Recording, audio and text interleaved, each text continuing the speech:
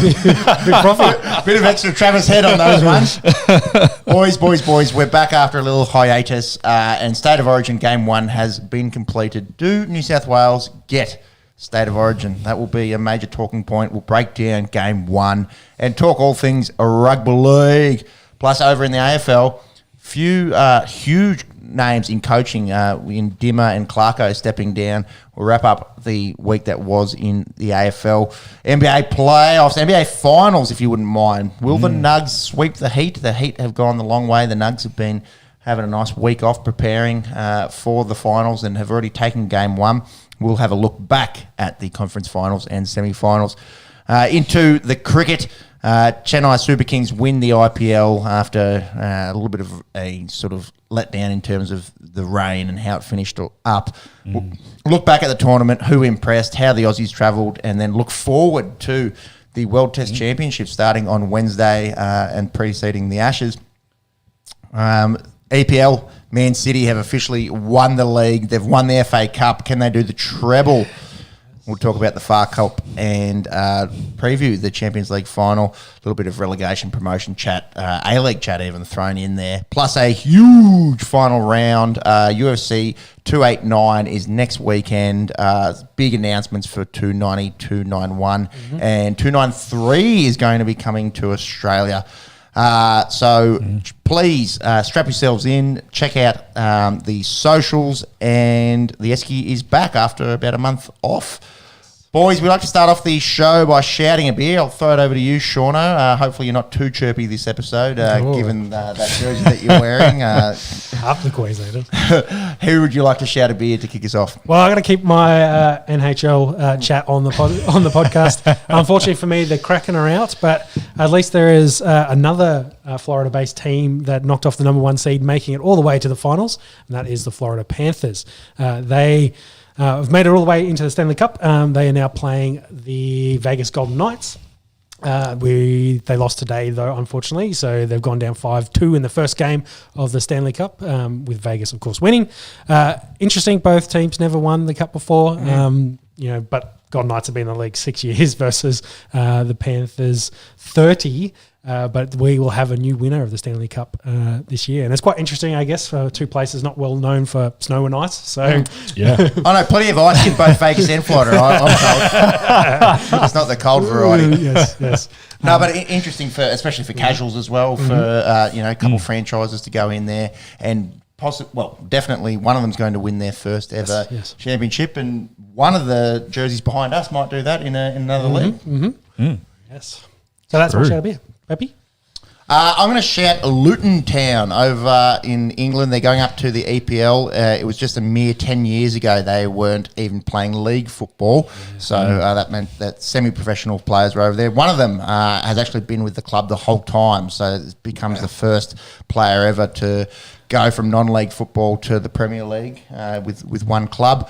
Absolute scenes there at Wembley last week with the penalty win over Coventry.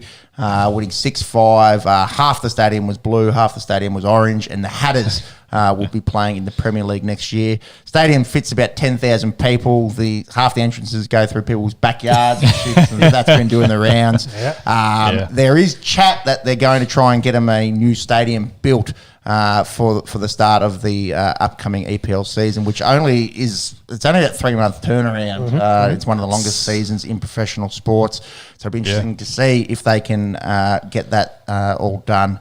We were talking pre-show about maybe employing some Qatari labour.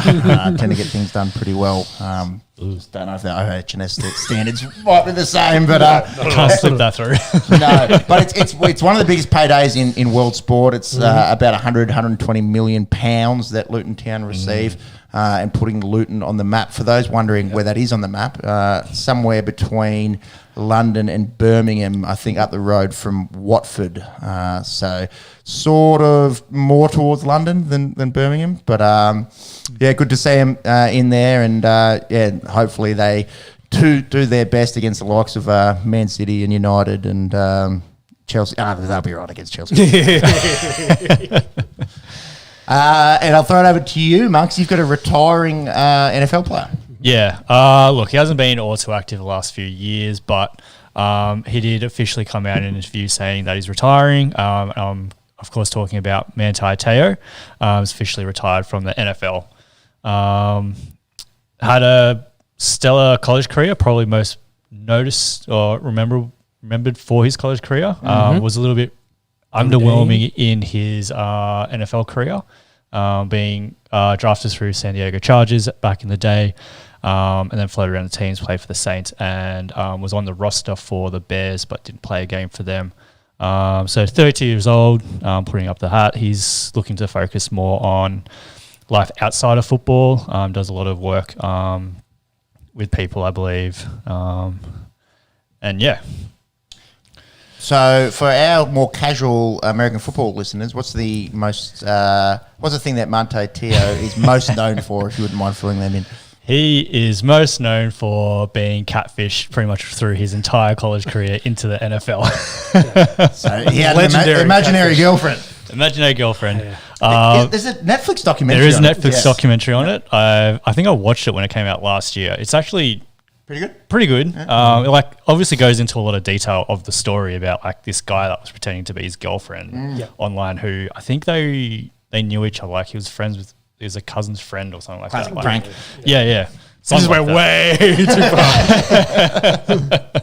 far. Way too far. But yeah, it goes into I guess the whole psychology behind it and how he felt as a victim, and then how the other guy felt and what his motivations behind it were and all that sort of stuff. So it was pretty interesting, but yeah, pretty crazy story.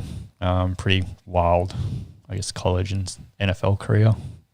I guess, he never really was able to kick that stigma with that as well. But, yeah. A lesson for all the young fellas on the Tinder.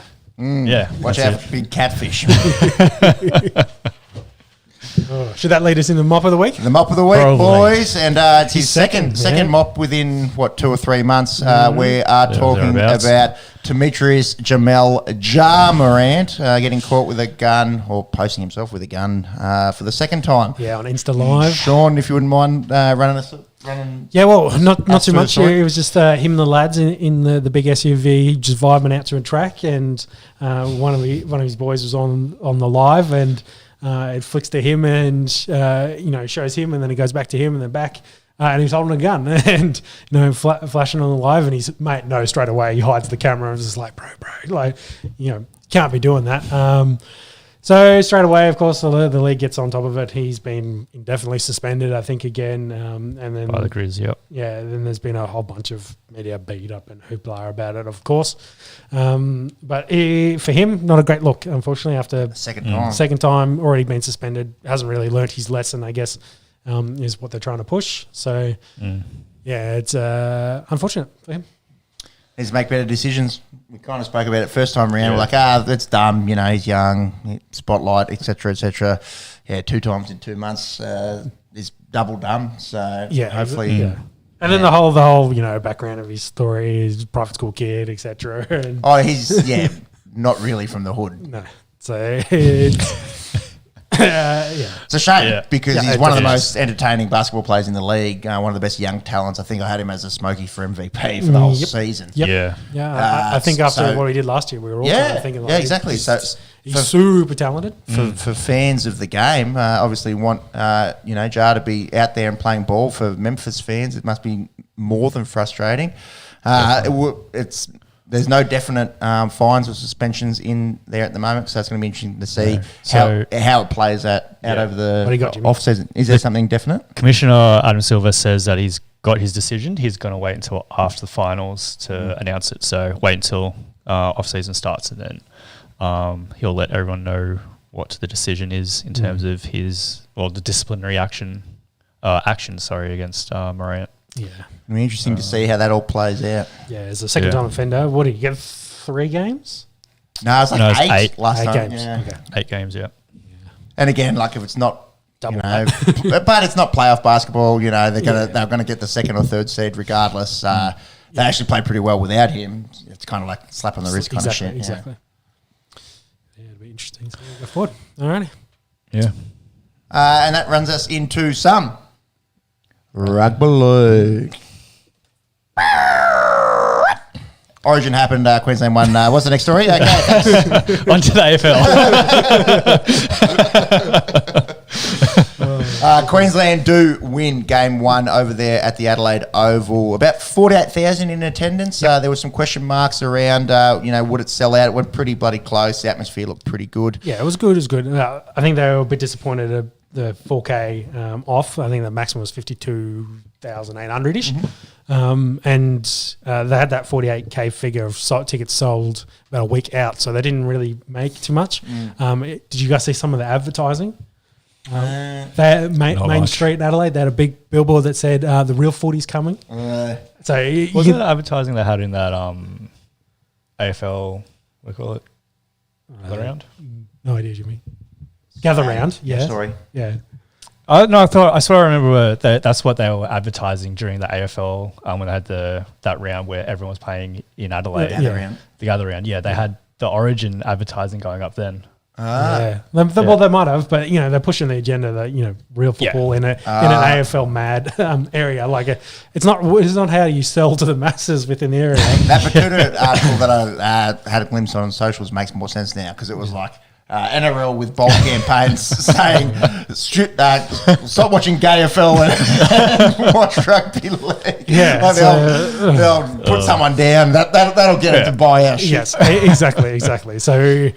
I think largely they'll probably be a little bit disappointed in that, and that of course generated a whole bunch of media hype about New South Wales shouldn't be taking a neutral game, taking one of their games to a neutral venue. They should get there too in New South Wales, etc. And but that argument's a bit dumb. I think that's just the way that the NRL is going for Origin moving forward. We've seen success in Perth. We've seen pretty big crowds in Melbourne. Plus, if they want to do the expansion, the pinnacle of rugby league at the moment, it has been for the best part of 3 decades, is State of Origin. Like that's what draws the most eyeballs. It's one of the most watched things in Australia.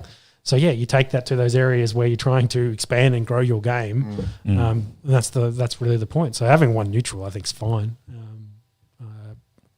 I think it adds a bit to it. But having said that, teams that win the first game won 75% of the series, I think is the stat.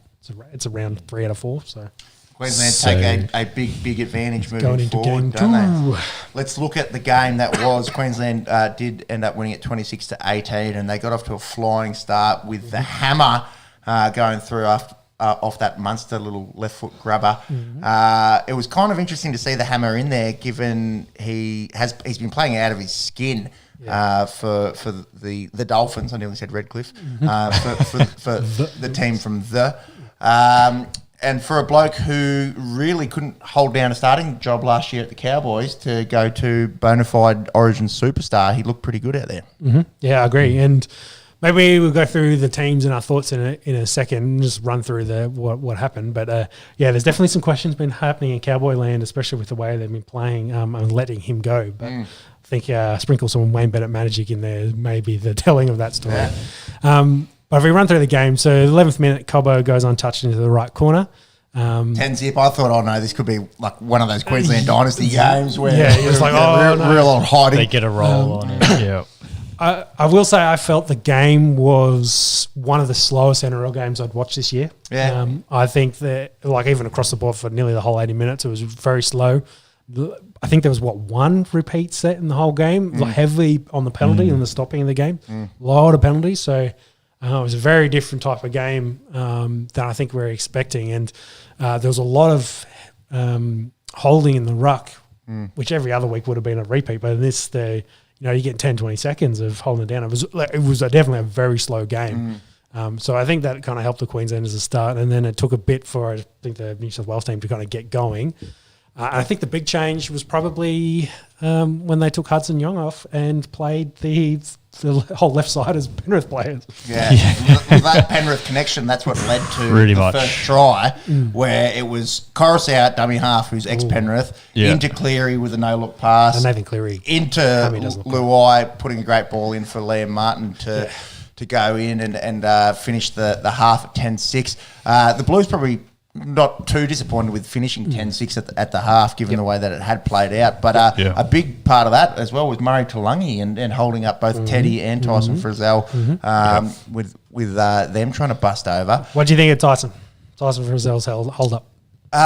Look, It was very, very close. To me, with my blue eyes, it looked like there was some blades of grass touching the footy there. But to try and look at it and analyse it as a neutral, I can say maybe there wasn't enough evidence to overturn the on-field decision. I think that's that was what the it was. point. Yeah, if it'd gone up try, it would have been a try. There was no clear vision of white ball on green grass. It was. You could probably see where the ball was and where the arms were. He's like, most likely that ball. Yeah. So I was like, that's a stitch up. And I was like, that's just the footy gods tying us up for the Tyson Frizzell one. But the on-field ref had said that, no, it had gone backwards. It was play on. And Bunker was like, cool, that's the decision you made. We'll stick with that. Yeah. So I'm happy, throughout the whole game was reffed that way. And it was very much on the ref's hands. But also I don't think the game was reffed very well with the whole pace of the game that I said before. So after the half, that try I just mentioned, Appy gets his lucky try, and then Selwyn Cobbo scores his second, sliding in there to get it to 16-12. Great finish there from Cobbo. Strong. Yeah, had to beat two and slides in there, keeps his feet in. Very impressive. Crichton then hits back to get them back in front. So it was actually a pretty good back and forth game. Yeah, it was a bit of was close, the start of that second half, wasn't it? And I felt around that, between that, say, 60th and 70th minute, I kind of felt when I was watching this that someone will steal this game. And that kind of went the way of the Queensland. They had a perfect 10-minute Queensland period. The Hammer puts the foot down I think it's Munster beating Nico Hines, playing in the centres, to then put Hammer away and just having too much pace for Addo-Carr. Well, and put him into the turf with a little fan. And then before that, Fegler got sin bin though. Yeah, yes. Yeah. So they were 1 man down. Well, we'll get to that point. Yeah. But all right. so and then Teddy slides over, and then Hammer goes over for an easy one, and then fins up for the celebration. And then we have Lindsay Collins jumping over Teddy to get the last try. To seal the game. Great offload as well to give it to Munster. Middle forwards shouldn't be able to. That's illegal. Especially not the centre from the space. What are they called? The Monstars. Yes. Yeah. You seen that look like a drink? Yeah, I've seen that, man. That's been beautiful. So That makes sense. I think, and then that to Jimmy's point, Flegler's in the bin for 10. Both wingers are off with HIAs, and they were already down. Who was the other bloke that was injured on the? They had Tom Gilbert was hurt at that stage. Wasn't and Tom Gilbert was gone. So they had 3 guys off the interchange, and they had a guy in the Sydney bin. So they're basically playing the last 15 minutes with the squad that's on the pitch, and to lift and put New South Wales away, I guess goes to your intro point of does it matter more to the Queenslanders? You've seen this pattern, aren't you? Especially like post dynasty, when you can't really fault that much, I suppose, when you've got maybe the best spine to have ever been assembled ever going out there and winning, Immortals all up and down and winning flat stick over the last sort of 5 years in the post Queensland dynasty era.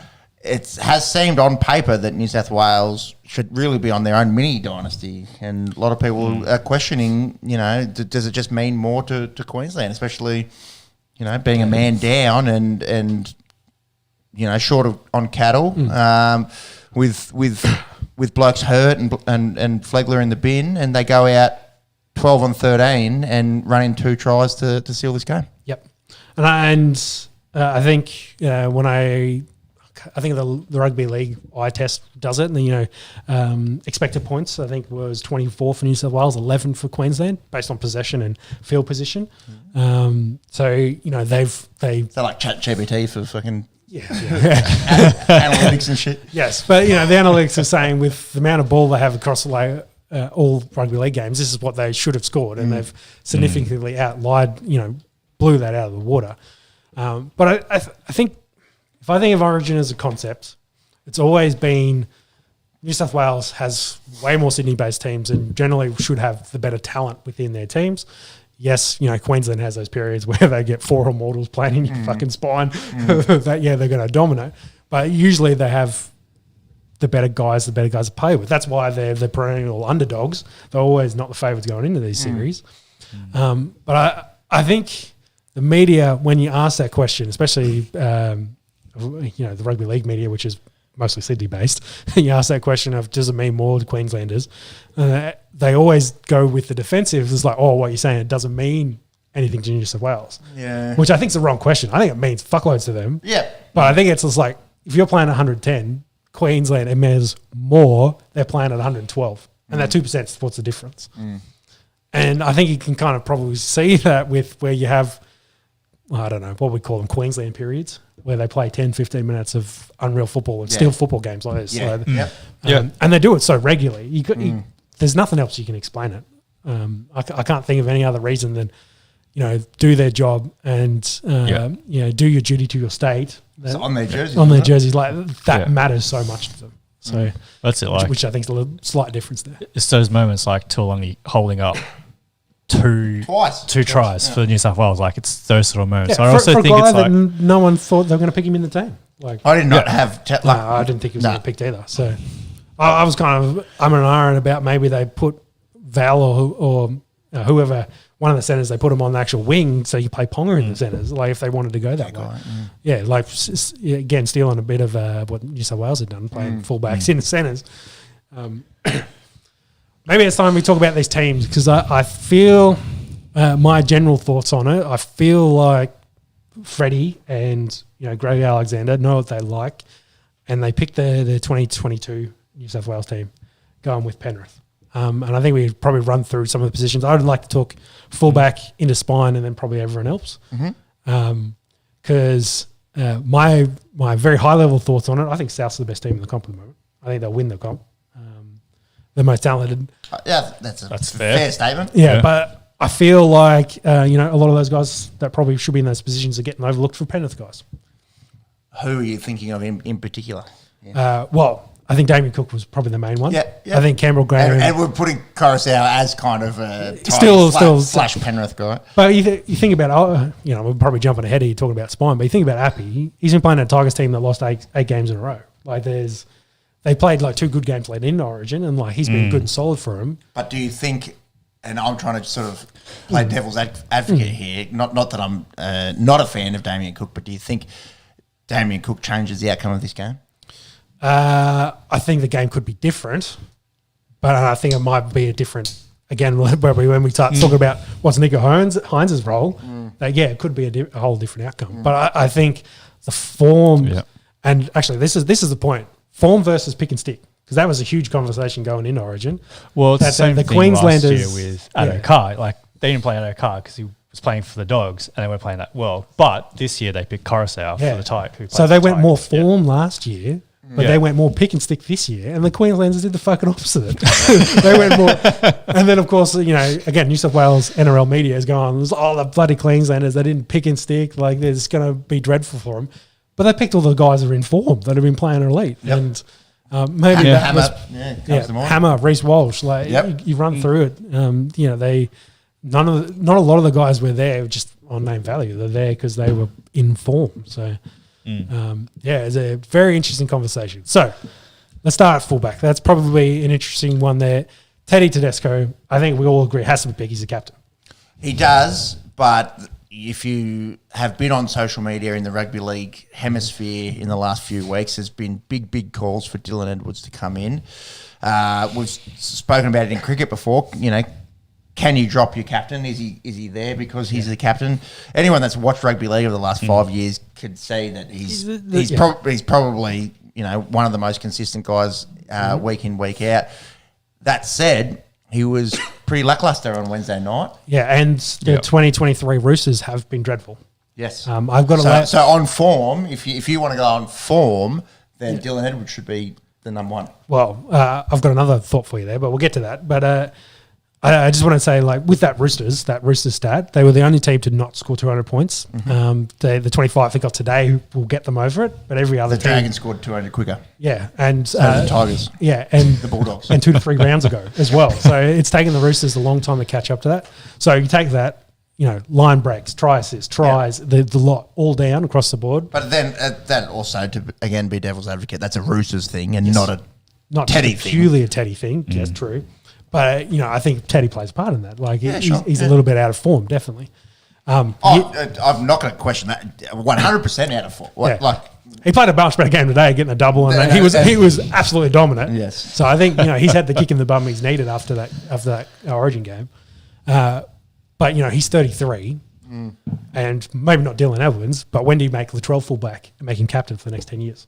Yeah, that's another interesting point because we've got all these fullbacks that are playing in the centres.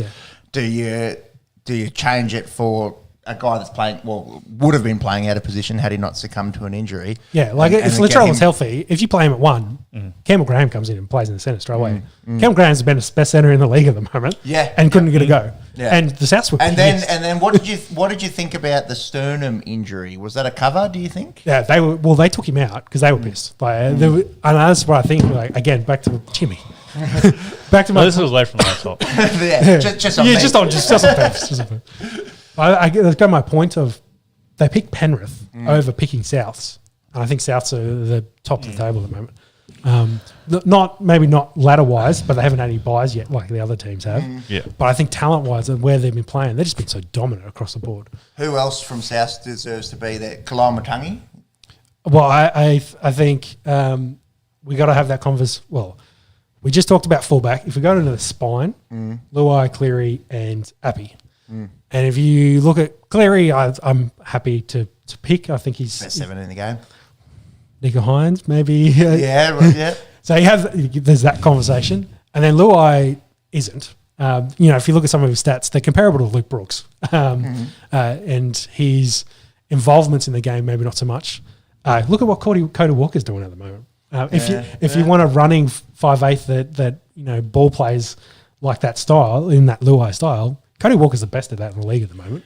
Undoubtedly, but again, it comes down, the combination argument is strong. Yeah, and I want to talk about this. The guy's going to camp for 10 days and got to learn each other's games, whereas Luai and Cleary play together week in week. Yeah, well, you look at that Queensland side. Munster and DCE are able to do that. Yeah, and you look across the board, there's not that many. They're spread out. Yeah. And I think... Do you also think that having that combination also kind of does a disservice? Like... New South Wales were great. They were really strong on that left-hand side. What did Turbo do in this game? They were not able to move the ball to the right-hand side of the field. Yeah. As soon as they got to that centre field onwards, they would drop a ball. They just had That's a great point. Yeah, I think Turbo is the perfect way to look at this because what was Turbo's involvement in this game? Minimal. Yeah, exactly. I think it was, the game plan was a run, basically Penrith style, run it through the left, try to score the way. It doesn't work. Cleary kicks it back across and hopefully Turbo gets above everyone else to score, which he did to knock down a few to get them some nice tries there. But outside of that, they didn't play anything through the right side. Yeah. And they just killed it. And they were predictable. Their fifth tackle options were because it was generally from about the 30 or 40 was just, we're just going to bomb it to the corner, and the Queensland wingers did a great job of diffusing it. They just got to put Penrith tape on. If you know they're not going to go right, then, again, diffusing those bombs becomes a lot easier. Yeah, Turbo Adhikar just had because they could have had pillows out there and slept through the whole game. They were just not used at all. Yeah, it also seemed a little bit that Frizzell kind of seemed like he was out of position. Like, you'd always pass it on to him, and he was never looking at Adhikar on the wing. Like, Adhikar had space a few times. He's not a very big passer with the ball. Yeah, so I just don't know if he was playing too far out on that side of the wing, I guess. But yeah, it just didn't seem like that same chemistry. And I think that's where, if you put an emphasis on like playing Panthers football and you have those key Panthers players playing it that way on that side of the field, it's one dimensional. Like, I'm not fully sold on it's all on this Penrith combination. Like we spoke about that's how they scored their tries was Penrith guys. Yeah. I think that was you're right. Only time they looked dangerous was, of course, when they Hudson Young went in the doghouse. That was really a difference where they put Liam Martin in there. That was a combination. And that's all Nathan Cleary and Luai know, which I think is, when you get into the last 20 minutes, you got to stand up and, throw it around, get your talent involved. That's probably where the difference is with Munster and DCE. Well, DCE playing a second fiddle, it just gives it to Munster. Just do what you need to do. He does. And work it out. So I think it probably makes more of a difference on when you're defending, where like Penrith, like if you're playing like your 70th minute, everyone's busted. Penrith players will go into their like default. They'll defend their areas and stuff. And if no one else is on the same page, I think that's where you can get like you had Tedesco out of position a fair bit, defending on the line. That's where they scored. Queensland scored a few of those tries. I think it's just when your players go into default when they're playing with those boys next to them who they play week in, week out, like it might, I don't know, it just didn't seem like the chemistry was there. It was there for half the field. It was there for the Penrith players. It just wasn't there for anyone else. Yeah. And I feel like, that stifles them a little bit. Yeah. Is my thoughts on it. So if I finish with that spine of New South Wales, pick your fullback. I think it's going to be, if you picked, maybe you put Latrell there as being the number one fullback in the league at the moment, with the way he's been playing. If Cody's your 6, Nico Hunt's your 7, and Damien Cook's your 9. So you're saying to drop Nathan Cleary? I'm not. Which I'm going to say that none of this will happen. We know Fittler will go down with the ship. They're going to these guys in this spine. It'll be the exact same spine. None of this is going to change, no matter what anyone says.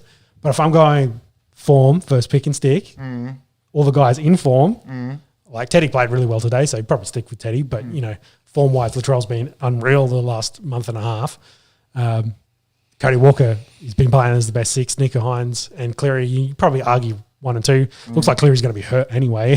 Good, but did suffer a hamstring injury this evening. But Nico Hines has been pretty good. Not his best game against Brisbane last night. So, there, and I think Cookie's been playing better for South than Appy's been playing for Penrith. Yep. So, as the Queenslander, I said... You're trying to pick our worst team. No, I'm trying to pick your best team, and I'm glad you're not, which is what I said. It's like, if Nico Hines not 6, I'm happy as the Queenslander. It's the way that it got used as well. If you're going to use a precious bench position in this era of not many interchanges and play him for the best part of 10 minutes, what is the point of picking Nico Hines? Do you want to talk about some coaching strategy before we talk about everyone else in the team? Yeah. So I think it's pretty clear that Fittler gets outdone as an X and O's coach.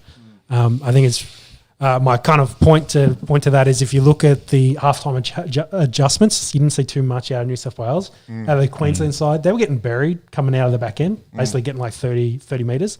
Start the second half, they were going on second, third options. They were spreading the ball, getting that up to more like 40 plus metres gained in a set, which gave them better field position and get them back into the arm wrestle.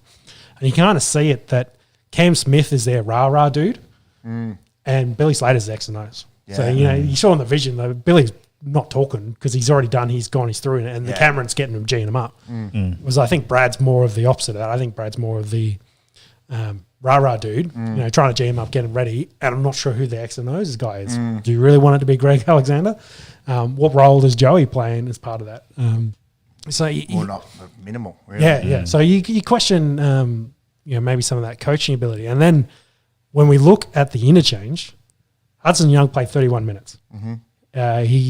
I think he gives away a penalty for eye shot and then knocks on. Yeah, he didn't have a good 31 minutes. Yeah, doghouse. So they didn't put him back on after that. So Liam Martin has to go out there and play the full 60, and they looked better with Liam Martin and Cameron Murray on the park.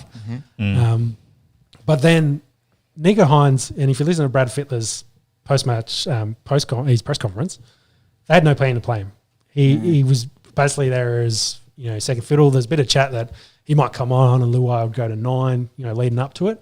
But they basically, Fittler's comments, he said is like, I was happy with Appy paying 80, which kind of alludes that we're holding a bench spot for Nico Hines not to play, and he's only going to come on if someone gets injured. And in this case, it was Turbo, and he played 12. But if you hold a bench spot for no one to play, then you've already got Hudson Young in the doghouse. You're expecting Appy to play 80, and then also Liam Martin and Cameron Murray to play full 60, and then you're stuck with the big men doing a 3-man rotation of Pango Jr., Payne Haas, and Junior Paulo. And that's why Haas plays only 50 minutes in an Origin game. The dude plays 80 for Brisbane. He's the best prop, best middle in the league. And you look at that, and you just good looking wrist. Reece Walsh, the pink. Fills out those tidy whities. Might be a few, longest yard. might be a few socks packed down there. Hot boy Reece Walsh has just come onto our KO, which you guys can't see. Yeah. Look, if you want to say that this loss came down to poor coaching and poor execution, Not just, but I think it adds. I'm not going to argue the point. Like I think we add all those things together about not making changes. They're not really maybe it meant a little bit more to Queenslanders. Not managing the interchanges. I feel like Appy in the back half of this game was dead tired. He made the most tackles for New South Wales. If they'd won this game, he would have been man of the match. But he, you didn't see any dummy half runs. They're just going one outs. They were buggered by the back half of that because they had no interchanges because they weren't going to make them. Yeah, which again is a selection error. Yeah, so the fatigue carrying Hines at 17. Exactly. So I think all of that amounted to the reason why the Queensland side could get back into this. So I was quite happy they picked Hudson Young and Pangai Jr. Both are great for at least one error a game and doing something dumb. Well, and that Pangai Jr. offload attempt Yep. when it's 0 or one tackle gone on your own 20 and it gives the ball back to I Queensland. was like, thank you, bro. That was an that's what I needed. absolute fucking nail in the coffin, that one, wasn't it? If anything, I think those guys might miss out next game. Yeah. They might miss out for, and then like Cameron Murray and Liam Martin will probably start. Cameron Murray's health as well. groin strain could miss it. So yeah, I just felt like it was an odd selection of the 2022 best players plus a few smokies and maybe some X factor, and it just didn't. In my opinion, I don't think it worked. So as us two New South Wales heads on this table, and the two Queensland heads is just sitting there. I've got a massive one below the waist. If you're on that selection panel, injuries aside, who needs to come into this side? Do you think? Asking you, Mugs. Yeah, I mean, yeah, Mitchell's an obvious choice. He was a huge. But again, that's an injury thing. That's not a selection thing. I can't think of anyone else. I wouldn't mind a guy like Olakau'atu. And again, Hudson Young's been great for the Raiders. Does Olakau'atu win you the game? No, but he's just huge, and I think he'd be built for Origin and be devastating off an edge there. But like Sean's been sort of at it the whole time. Does it come down to this spine and them picking kind of a little bit too much Penrith, and if you're carrying Nico Hines in the side, does he need to be starting? Is it that simple? That's the thing. I think we have too many options with our spine and with our backs. Like you're almost kind of like just stumped for choices. Like you can't make any choice. So you make all the choices. Just loading your team with all these with spine and backs, and don't really focus on your forward pack. So do you make some tough calls and say someone like Luai is out of Origin and bring someone else in so they can bring someone else in?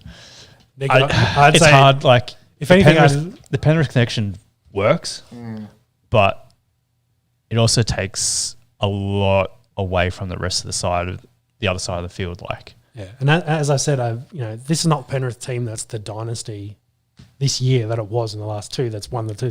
They're still good, but they're not where they were. No, they're not 2021. Yeah, I think just the simple fact that you always know that they're going to be running to the left side of the field. It makes it a lot more easy to defend. I think they just need to break that up somehow.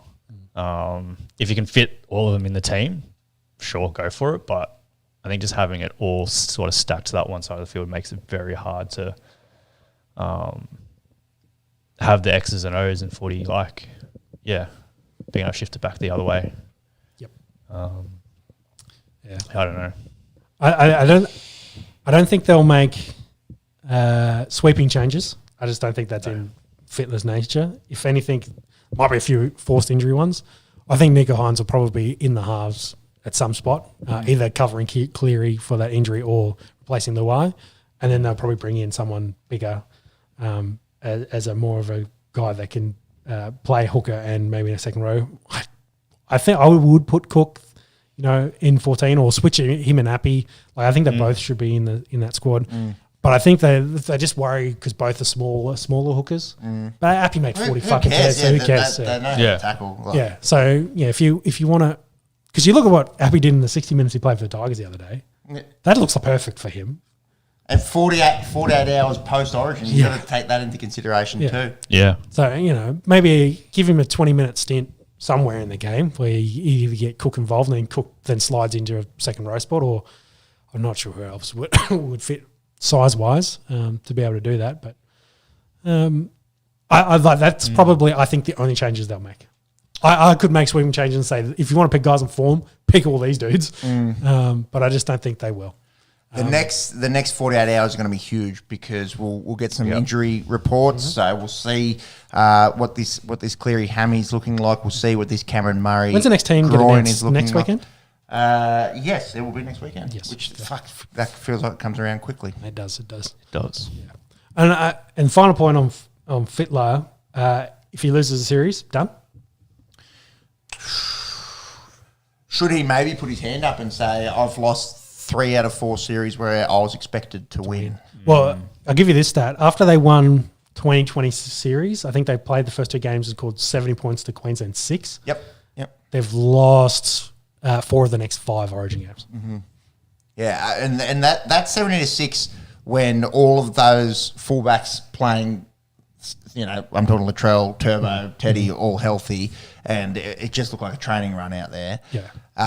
That's not the expectation, but that's what the talent could be. Yeah. Yep. And it's just gone horribly wrong since then. So I will also say, Kevin Walters at that point not a great coach. He's kind of coming into the senior coaching ranks. I don't think he's worth 70 points in 2 games difference. Oh, well, I think Wayne Bennett taking the worst team in Origin history, beating Fittler the following year. And seeing what Bennett's doing with the Dolphins now. Maybe we don't think about rugby league coaching enough. Yeah. Yeah, and that's what I'm saying. I think, into Wayne and then into Billy has just shown that maybe Brad's not up to the NRL of this era. Who takes the mantle up then? I had a thought about this. It's almost perfect timing for Craig Bellamy to come back and be New South Wales coach. Yeah. But Jason Rolls to be head coach in Melbourne. Bellier comes back. New South Wales, I was like, Queensland lose 8 in a row. But he wants to go around next year, so it doesn't really work for him. There was someone that was suggesting, I saw it on the news. Anthony Griffin? No, it wasn't. I was going to say Phil Gould. Please no. I think it was a Phil Gould quote on who to pick next. But I don't remember who it was. It wasn't any big name that you probably heard of before. It's a tough gig. Definitely a tough gig. Let us know what you think in the comments. How did New South Wales understand Origin better? What needs to be done in terms of coaching, in terms of selections? And have we got a chance of even going up there and forcing a game 3? And if they do get the win up there in game 2 in Suncorp, then there's massive momentum swing going back to Sydney. But something in my head just says we had to win that first game. Yeah, I think especially going into Queensland game 2, you really, really, really wanted to have stolen game 1 statistically and emotionally. But I haven't had a chance to talk about Queensland side. I've been only talking about yours. Go on then, in 20 words or less.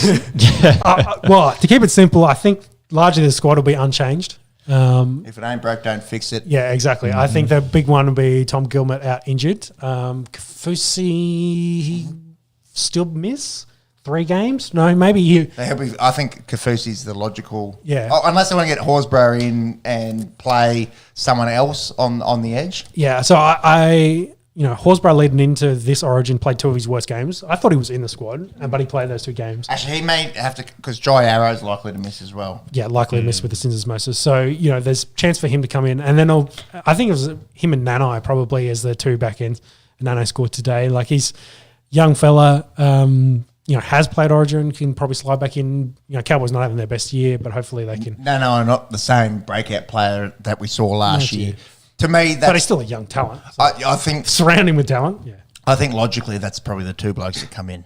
Yeah, and on that form versus pick and stick, How many debutants did the Queensland squad have for this one? Walsh, Hammer's played one.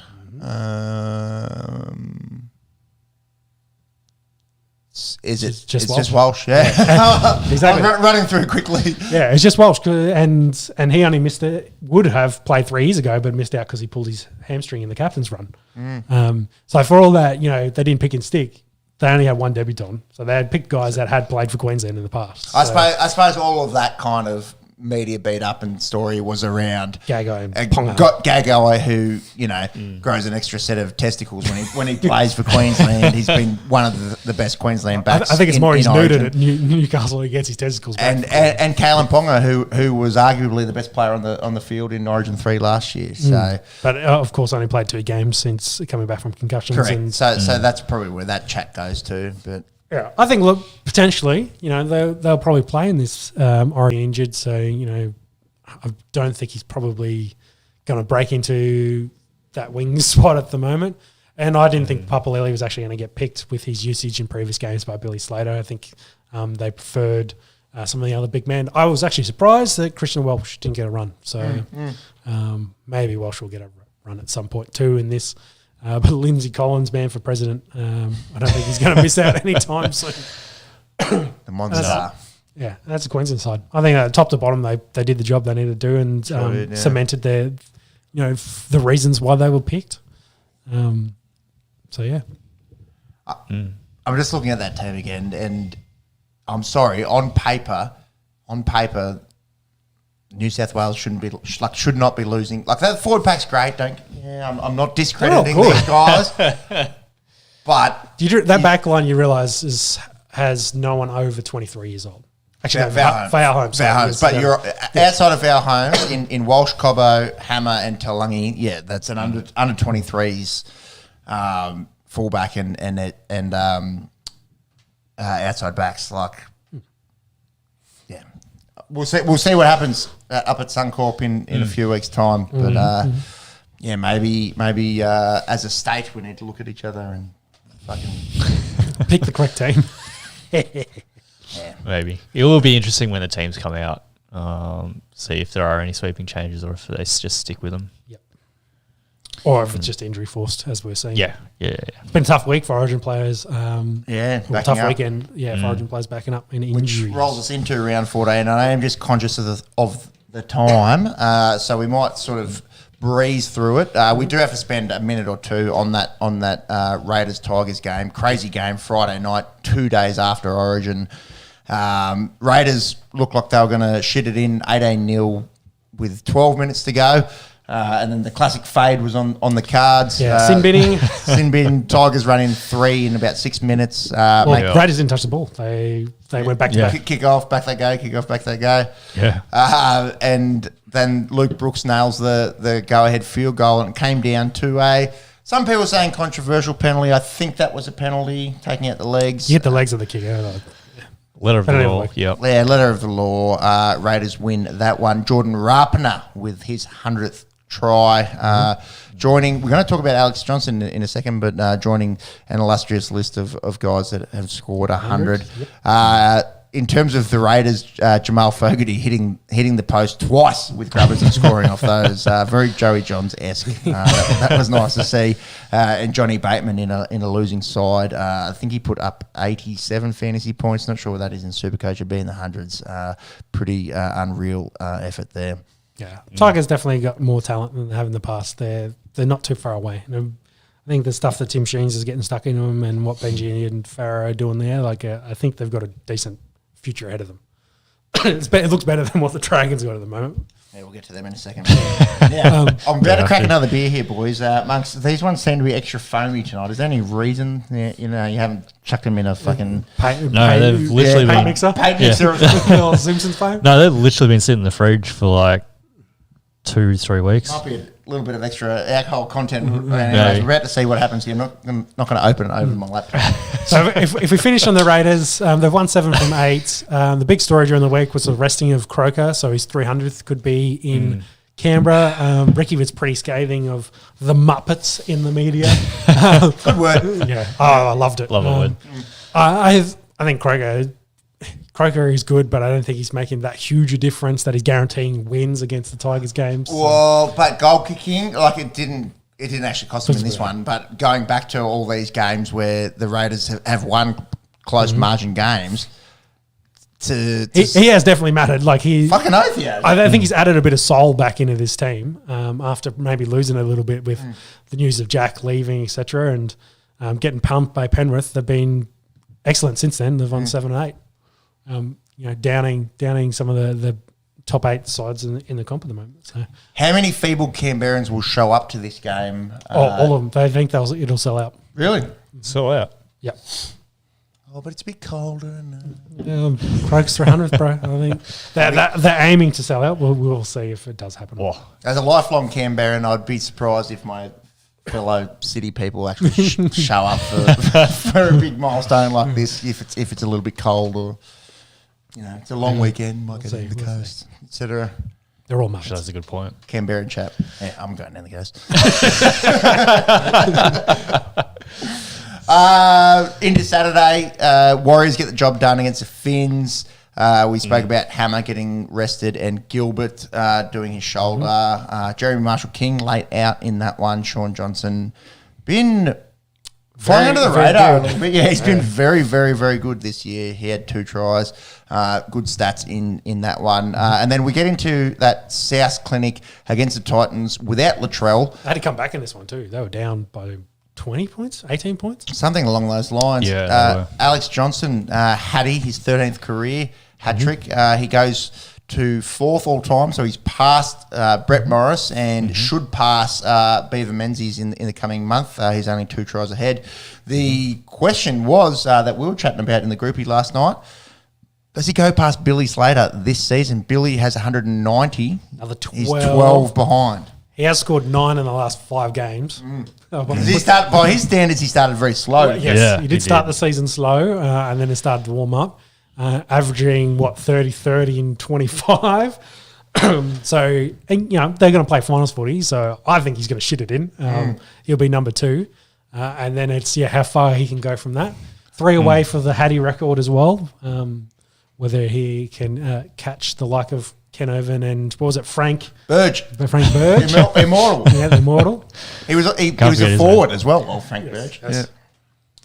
Yeah. So that's for hat tricks we're talking about. Hat tricks, yeah. I think he does. I think it's on the table saying he does. I think it's no question that he becomes the most prolific try scorer in history. Does he go to number 2 this season? I still think that's a bit of a tall ask, but 12. He'll do it in the next 2 months, bro. I did say they play the Dragons twice. That's 2 Hatties. That's 6. That's half of them done. Yeah, that might be 2 6s. Yep.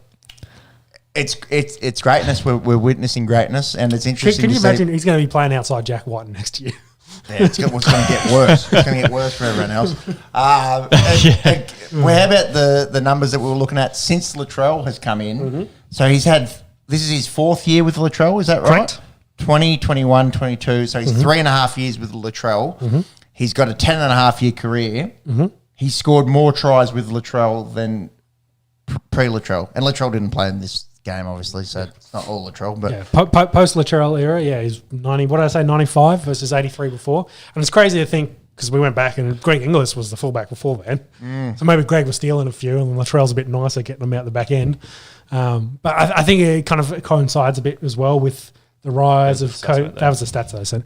With the rise of Cody Walker as well, of really taking ownership. And he's got 19 try assists or some shit like that already in the season. So he's playing and scored 8 himself. Like he's playing really, really well. So, that back line of South's best in the comp.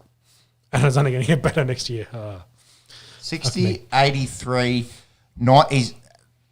Johnson scored 92 tries since the start of the 2020 season. Yeah, 95 if you include the 3. It doesn't 95. have It doesn't have the last 3 night, Hatties. so 95. Yeah. In the last, what was it, 4 seasons Wild compared seasons. to the Yeah, he's almost scored as many tries as Rapana has in his whole career in the last 4 years. it is bananas. Yeah, two 30s back to back will do it for you. He's an elite finisher. I'm not sure. Did you guys see the picture of he got a new shirt, the fall down merchant? Just like he falls over the line. Yeah, which is always going to be an issue with Johnson. He's an elite finisher, but he maybe doesn't bring you the X factor of, say, Addo-Carr, etc. And there's a reason why he doesn't get a Guernsey in the New South Wales sides, unfortunately. And fair enough too. Yeah. I think that's not going to fix our woes as New South Wales fans. No. Speaking of, it'll be interesting to see what happens with Cam Murray and Jai Arrow. Both went down in this one. Groin for Cam Murray, ankle for Jai Arrow. Sharks Broncos. I did not watch this last night. I watched a movie on a Saturday night. The Northman, interesting movie. Sharks go down 12-20 at PointsBet Stadium. All the Broncos boys backed up. Nico Hines backed up after that tough 10 minutes that he played. Corey Oates back for the Broncos. Yep, scored a length of the field try. Did you catch much of this? I did. Ricky had a length of the field try as well. Reece Walsh with another try assist. He is so good. He playing elite. Probably up there with the best fullback in the game at the moment with the numbers he's putting up.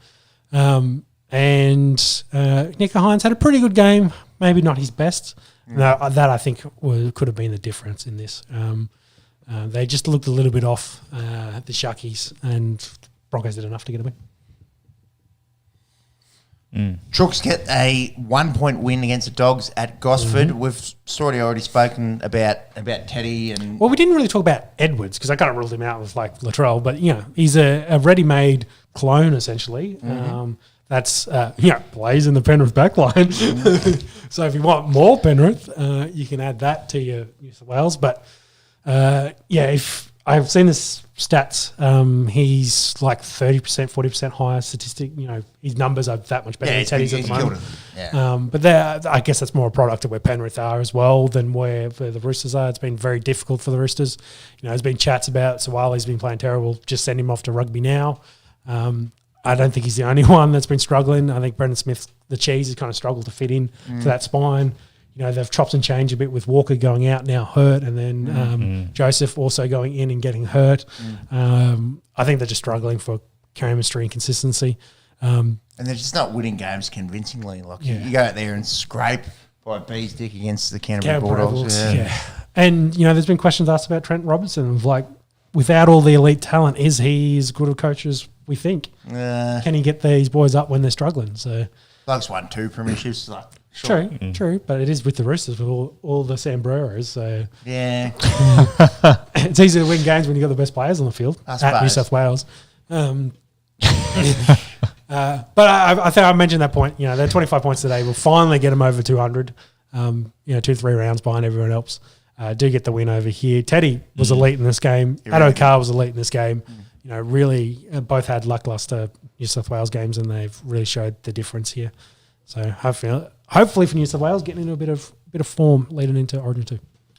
Cowboys put up a big score against the Storm, 45-20. Did I say that correctly? Yes, I think so. It was even Stevens at the half.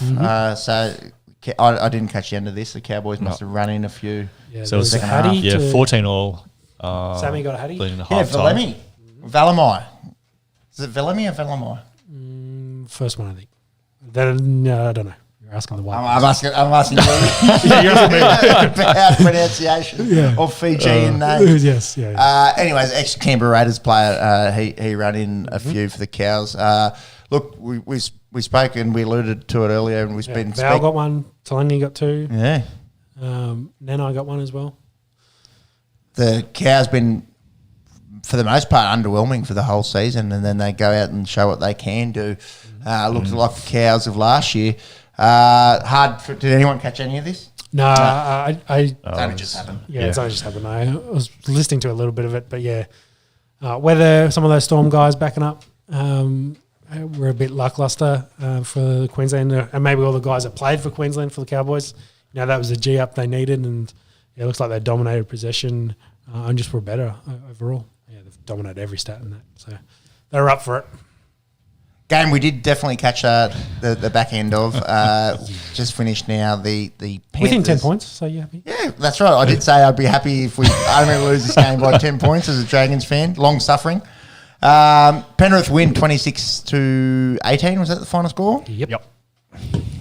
12-all leading into half. Dragons and Blues both lose this week by 26 points to 18 points. There we go. So we haven't actually spoken. It's old news, really, but we'll briefly touch on it. Yep. So all year people have been speculating when will Hook get hooked.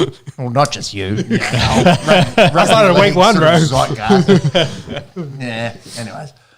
He was pretty lucky because they went to Magic Round, lost. Mm-hmm. He was guaranteed to be sacked, but they had to play Cowboys in Townsville. So they weren't going to sack him by text. So he got another week before he came home. I've heard of a few relationships going down that way. Sacked by text a couple times.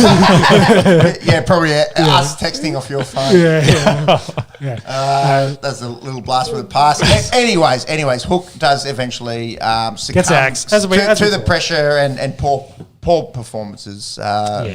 The Dragons at that point hadn't won since Easter. Mm-hmm. And then this is science, isn't it? Yep. This is... Sack a coach, win a game. A squared plus B squared equals C squared. Other science shit. Mm-hmm. You sack the coach, you win against the Chooks. And that's what they did since then. Have lost pretty valiantly to the Finns and the Panthers.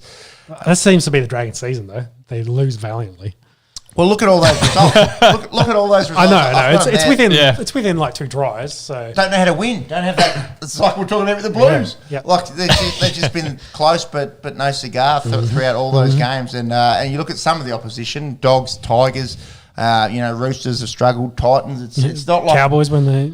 Yeah. So now they go into this run where I think the next 5 weeks, including today, they play all top 8 teams. Yeah. So look, they haven't won a spoon since 1938. And 2023 is looking more and more likely. Yeah. And so following on from that, the coaching search, they were very hot for Jason Riles to the point that the Roosters sacked him because he was meant to be there next year. I think he had a 3-year contract. Yeah, the handshake with Nick Politis and said, I'm going to see out my contract. And, this kind of pissed off the Roosters. So they said, see you later.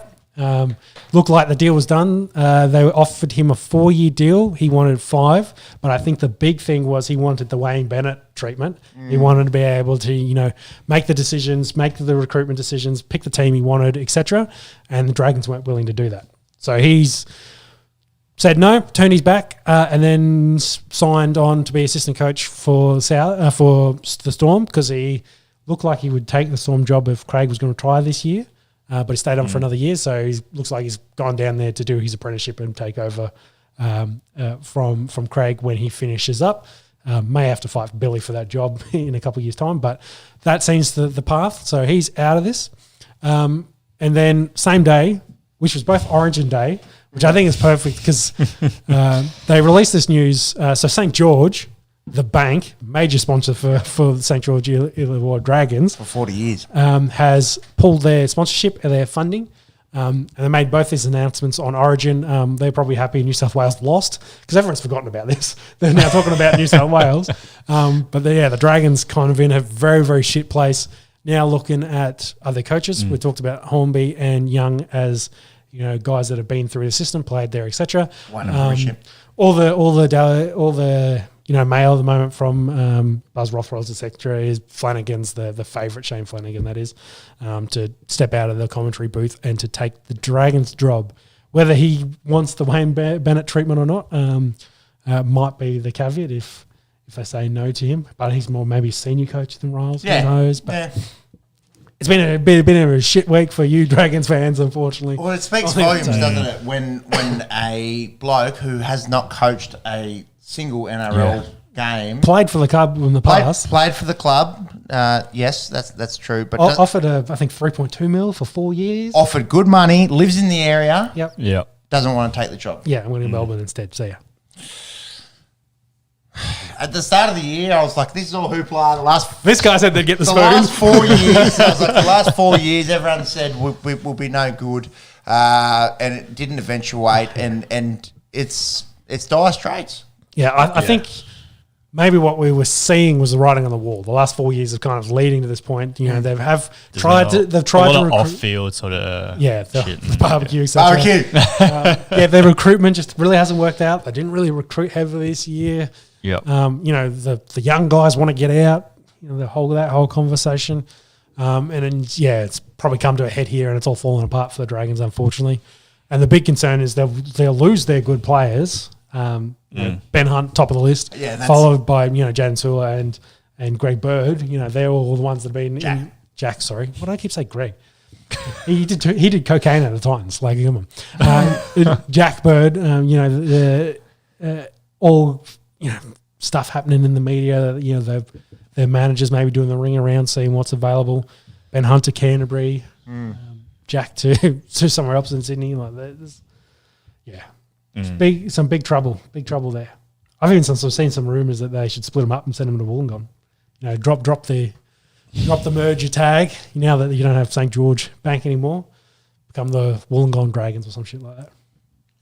What do you guys feel like? Yeah, back to Steelers. Well, I'm loving it here. Like, it's a problem. Soaking in all these tears. It's a problem with merger clubs, isn't it? Because West, luckily the last month they are the worst managed club in football, and then followed by Dragons. Because it's two different pathways. It's a whole run by old heads that maybe shouldn't be managing two separate board. It's the same board, but it's two different.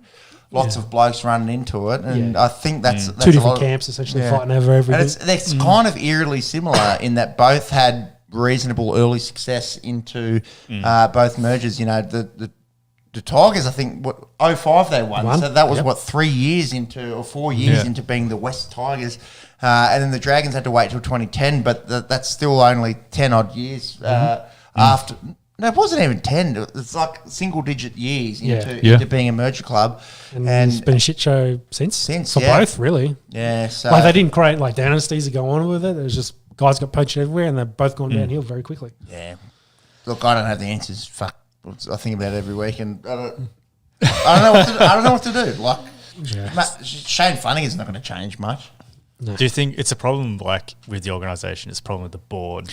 Actually, this did happen as well because you remember Ben Hunt was the only bloke to show up to the corporate function at the end of the year. There's 3, I think, but he was the main one, but no one else showed up. Season end. Guess how many people showed up to Ben Hunt's 300th? None of the board. No one from corporate showed up. Yeah. So they were in Queensland though, and they were all had to fly out there to be there. True, that was. I don't know. But still, yeah. You kind of show. It shows two camps. There's the player side of it, and then there's the board side of it, and neither's really putting in the effort to this relationship. And really, well, I assume the players are putting effort in. I agree. I don't think the players have the shits with the other players. I think they have the shits with the organisation. Yeah, I think some of the old boys definitely do as well. And I think there's too many fractures there, and whether. Or Jimmy, I think you said it one time was they'll blow it up and sack the board. Like, is that where then? It won't happen. Yeah, I know it's not going to happen. They're not going to sack themselves. No. But, Yeah, I mean, private ownership. I think they need a wiggle to buy them. That was the news a couple of weeks ago. The Blue Wiggle wanted to buy West. Anthony's he's 60 these days. Yeah, if he sells the Wiggles, he's going to have more than enough money. On good money, buy the league. That's it. I mean, I think this whole Jason Ryle situation kind of just goes to how dysfunctional it is. Like, you do have someone who can come in, you've got this perfect opportunity to start fresh. Like, whatever they're doing now isn't really working. Yeah. If he wants control of the player list and whatever, give it to him. If it doesn't work, then you can get rid of him. Yeah, you've got him. Just the fact that they won't budge from their position when they're in this position, when they're in the position where nothing's working, it's just it just goes to show they just don't know. Yeah, and that's there's a massive disconnect. That's what scared Riles off. He's going. It's like these guys want to give me no concessions. This is going to be an absolute fucking shit show if I come here and I want to recruit this guy. I think he's going to be good for us tonight. Nah, he's too expensive. Yeah. It's like, well, how am I going to build a good squad if you're going to say free no? rein, don't you? Yeah. And you look at a lot of other sports. They have a good GM followed with a good head coach, and that relationship's really, really the important factor. And it just seems like the Dragons lack both. Yep. Both the football department and on the playing pitch. Anyway, enough Dragons. Manly, Newcastle, Parramatta had buys this week. The NRL is trying to grow. Expansion chat. I think it's good we talk about expansion chat in the NRL because it kind of leads into AFL expansion chat. We've talked about. We haven't talked about it, but there's a Vegas game. They're going to take a Broncos game to Vegas. Good luck selling that out. Well, I think I saw today Vlandis says he's close to signing a 5-year, 10-game Yeah, play two. Deal with Vegas. Yeah, play 2 games a year. Games a year. In Vegas. It's an empty stadium at this point in the year because March. Yeah, the Raiders aren't playing there. Las Vegas Raiders aren't playing there. So, and then they don't train in the actual stadium. So it's free. It's open, ready for use. So taking some rugby league games is good there. But if they get 10,000, I'd be surprised. They might get 10. You can barely get 10,000 in Australia. Yeah. Selling that out. Yeah. No, wait until they take an Origin game to Vegas. That's. They've done an Origin in America before. Yeah. It's a long time ago. Yeah. But the big chat this week, and we've talked about it in the past, expansion chat. They want to turbocharge. They've seen how successful the Dolphins have been, and the NRL coffers are full of money. So they're looking to add another team, to get us back to even Stevens.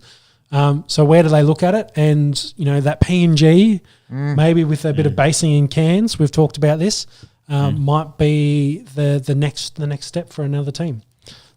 I think the big thing here is that the Aussie government might be on board. And there's not heaps out there. This is sort of only kind of resurfaced today. Today, yes. But the Sunday Telegraph and Fox Sports were definitely...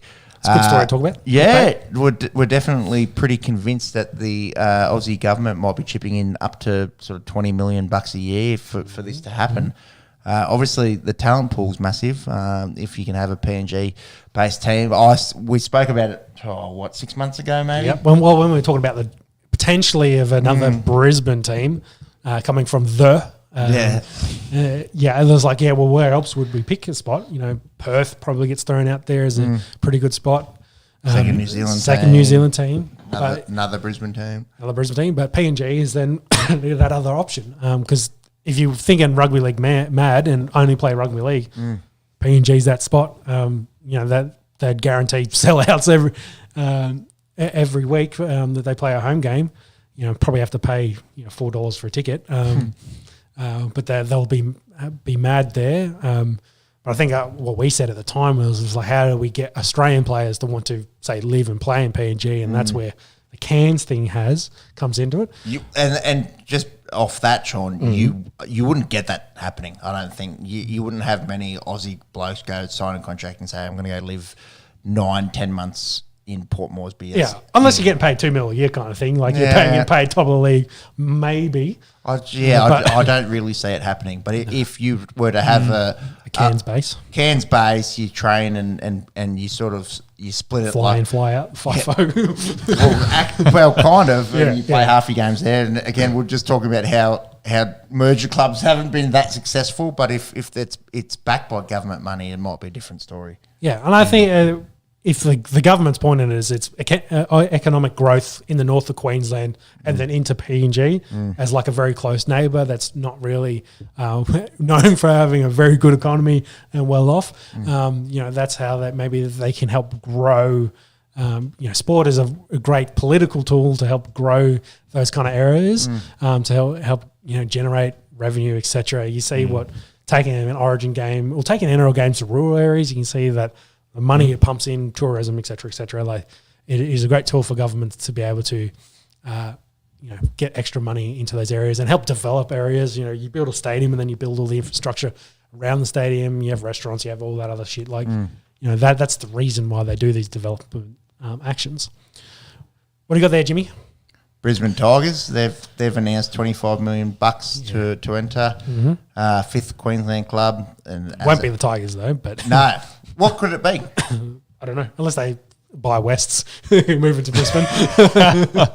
Look, that's not on the card. Not out of the realm of possibility. Yeah, if you want to move a team out of Sydney, the West Tigers be the conversation. Ready-made market up there in Brisbane. And then Perth, Adelaide and second New Zealand team. Yeah. We've definitely talked about that. So good. Can't be 17 teams for too long. And 2026 is what they're talking about. It'll be very, very interesting. $375 million for the next TV rights deal. So that money will talk. So I'd imagine it will happen, whether or not it's a PNG team or one of those in the AFL territories, or a second Brisbane or a second New Zealand team, second Brisbane, fifth Queensland team or a second New Zealand team. Time will tell. Yeah, I think both leagues have seen the benefit of expansion, the growth of the game, the TV rights, the money it brings in. My concern is I think they'll both try to grow really, really quickly, maybe even expand further than that, and then might have to consolidate. That's where they might grow too quickly, and then like some of those teams, let's talk. I'm just going to use Wests and St. George as an example. Then it's like, oh well, they're not really getting the membership. They're not getting that. We've got too much saturation in one area. That's when they consolidate those teams, kind of like what they did post Super League and created those two merging clubs. Maybe some more of that consolidation happens, but we'll see. If the league can continue to grow and continue to make money, they won't care, and will continue to grow and continue to try and make money. That's it. I don't think they'll expand too quickly. Like, I mean, the time frames they're talking about here as well. Like, it's 3 years, bro. Yeah, 3 years isn't. You got a couple of seasons on your belt. I think. Dude, COVID was 3 years ago. We're still. Time flies, man. Time flies. True. We're not talking the next decade. We're talking 3 years. Yeah, 3 years isn't that bad. You'll have a 3-year-old by then, so it's all right. We'll cross over to AFL, but I think like experiment with the Suns and GWS, they've sort of shown that you can't rush into it. Like, you do need to build those franchises up. So I think probably more on the AFL side, they're probably a little bit more cautious about expansion teams. But maybe that was because they went off too early. That conversation that maybe they tried to push into those areas where they hadn't established the game where it is today. If they tried to do that now, I think they'd be in a better spot. Yeah. But with the NRL, we're talking about expanding into areas that do already have the market. So true. So switch to the AFL. Round 12. It's a good segue. Yeah, it's a good segue. Because hit me the siren.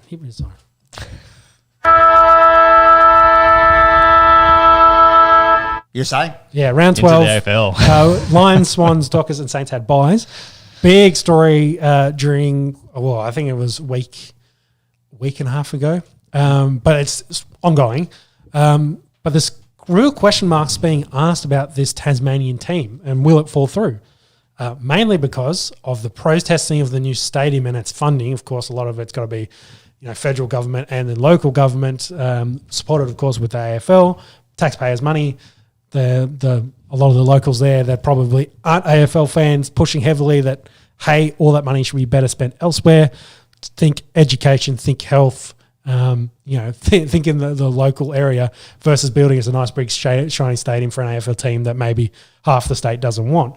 So there's some big concerns being there. And I used an example currently at the moment in I think it's NHL, Arizona Coyotes plan to build a $2.1 billion entertainment district. So not just the stadium, but redevelop the whole area, which is very similar to what they want to do for the Tasmanian team, is build a stadium and build all the infrastructure around it, create a whole big venue to support the AFL.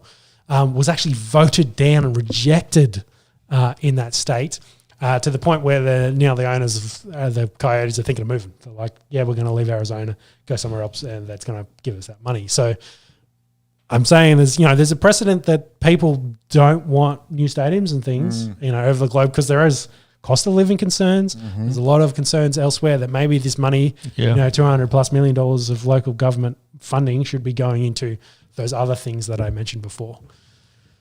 But I think no new stadium, no team. I think that's what the AFL said. It doesn't make sense to me either. Like all these people that are coming out and saying that they're against it because of economic concerns. Wouldn't a stadium and a team, all the restaurants and pubs and paying for parking and all that, like stimulate the economy? But do you think, $200 million hospital maybe more useful? It's a good joke. They don't spend money on health. I don't know. You got it. I mean, again, this is like we barely know what we're talking about when it comes to sport, let alone economics and politics and the rest of it. Yeah, there would be cost to it, but then also like you could spend all this money on infrastructure, and it's the same problem with what Canberra's had in the last few years. Like, how can you support funding a new stadium when you can barely fill the stadium that you've got now? When it comes to football games. I don't know if that's a like-for-like comparison because they are thirsty for AFL footy. And the novel nature of it all. But you're right. If you build a 20 or 25,000 seat stadium and the population of Hobart is 250,000 in the greater area, you want you need to have 1 in 10 people in there every night to make it worthwhile. So I get that, and I get why some people are against it and concerned. But for me, it's, I don't know, it seems a little dumb. Like I would think any money coming in, especially if the federal government's going to chip in money to stand it up, is like they can see the like you said, the economic benefit to not just the stadium but the whole area as well of developing it. That's just the way I would think. Yeah. Like in an ideal world, yes, you have all the money going into hospitals and social housing and all the rest of it. Yeah. But in the world that we live in, the real world, support, building up a Tasmanian team would stimulate all this local business. And for me, it seems like a no-brainer. Yeah, maybe all those Tasmanians don't want the gentrification over there. And then, all the Melbourne hipster movement. Who knows? I feel like I'm worried that this will go to a vote and then we'll see what happens. And if it gets voted down, I think the AFL... they pulled the pin. I think that was the caveat. If there's no new stadium, they don't want to put the team there. Have you ever looked at how if it was your individual taxpayer money, if every dollar that you put in was how much had to go into funding this stadium, it's like $4,000 out of everyone's pocket. Yeah. And obviously that's not how exactly it works because it's over years and things are spread out. And the federal government chips in and yada yada yada. But if you don't give a fuck about AFL football, and you're like, oh, okay, I've got this money. Where do I want it to go? If you look at it like that, I get why people have. Yeah, I didn't get to vote on this issue. I didn't vote. When, is in a position of leadership for me to then make a decision on the stadium I don't want. So, I think it'll be an interesting. I'm not sure when the Tasmanian election is, but it might be an interesting. Did Jackie Lairby run for Jackie Lairby? Could be. You see some of the interesting. Stuff that's happening in the US at the moment with Biden versus Trump. I did see Biden fall over. Yes, sandbag got him. Poor old fucker. They really should stop wheeling him out. Just let him sit in the White House and let him see out his term. If he was a horse, then you'd take him out the back. Shoot him. Yeah, oh God. Put the elbow down. Put him in the home. He needs to be there. Anyway. I don't know how we got to Biden from Aussie rules footy, but politics.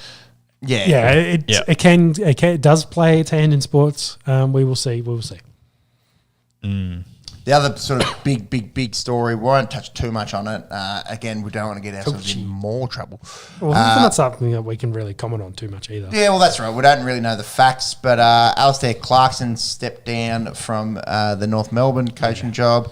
Damien Hardwick has stepped down from Richmond. Obviously, the main sort of precedent is the whole investigation going on at Hawthorn and systemic racism. Yeah, I think Clark's a la Collingwood of a few years ago. I think Clarkson kind of used the word. I'm very quickly summarising that he was over in the witch hunt essentially for himself. Gets it down.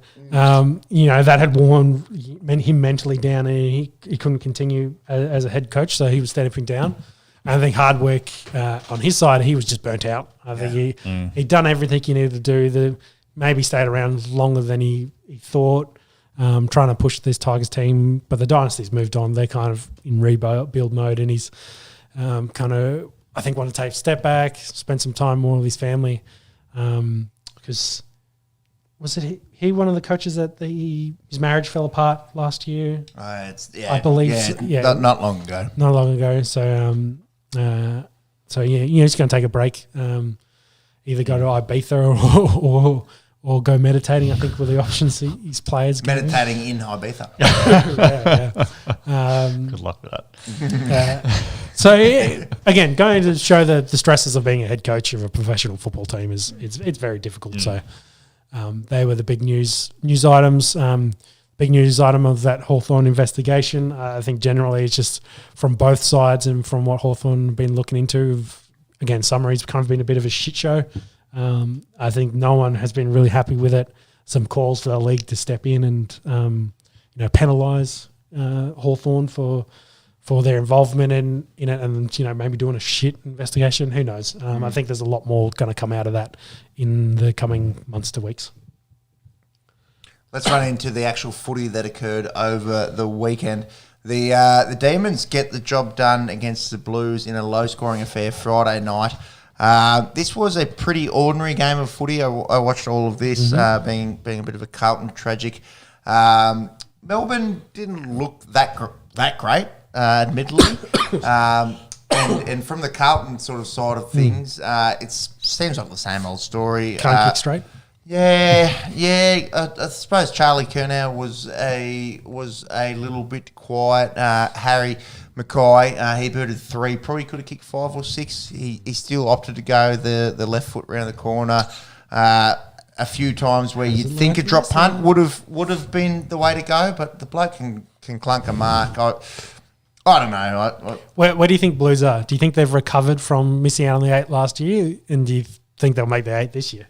No, I don't think. Like the way they need to win the next 3 games. They don't have the best opponents coming up. I think it's Bombers, Suns. Let me bring that up. Jimmy, go up for us. It's definitely Essendon next week. I think it's Suns and Hawks. okay. Oh, I got the bye. Sorry. Bye then. Tough game, etc. Blah blah blah. Tim Sheen's shout out.